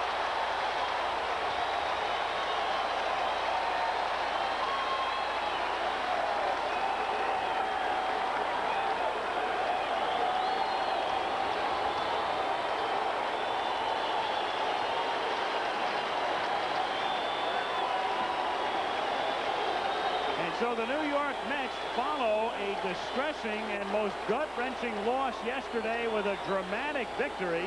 And the Cardinals tonight feel very much the way the Mets did yesterday in Montreal, as they squander a great pitching performance by McWilliams and wind up losing it in 12 on this chopping single by Mazzilli. I think Mazzilli saw the infield going into the rotation play position. There was no place to bunt it, so he hits it over the head of Lawless.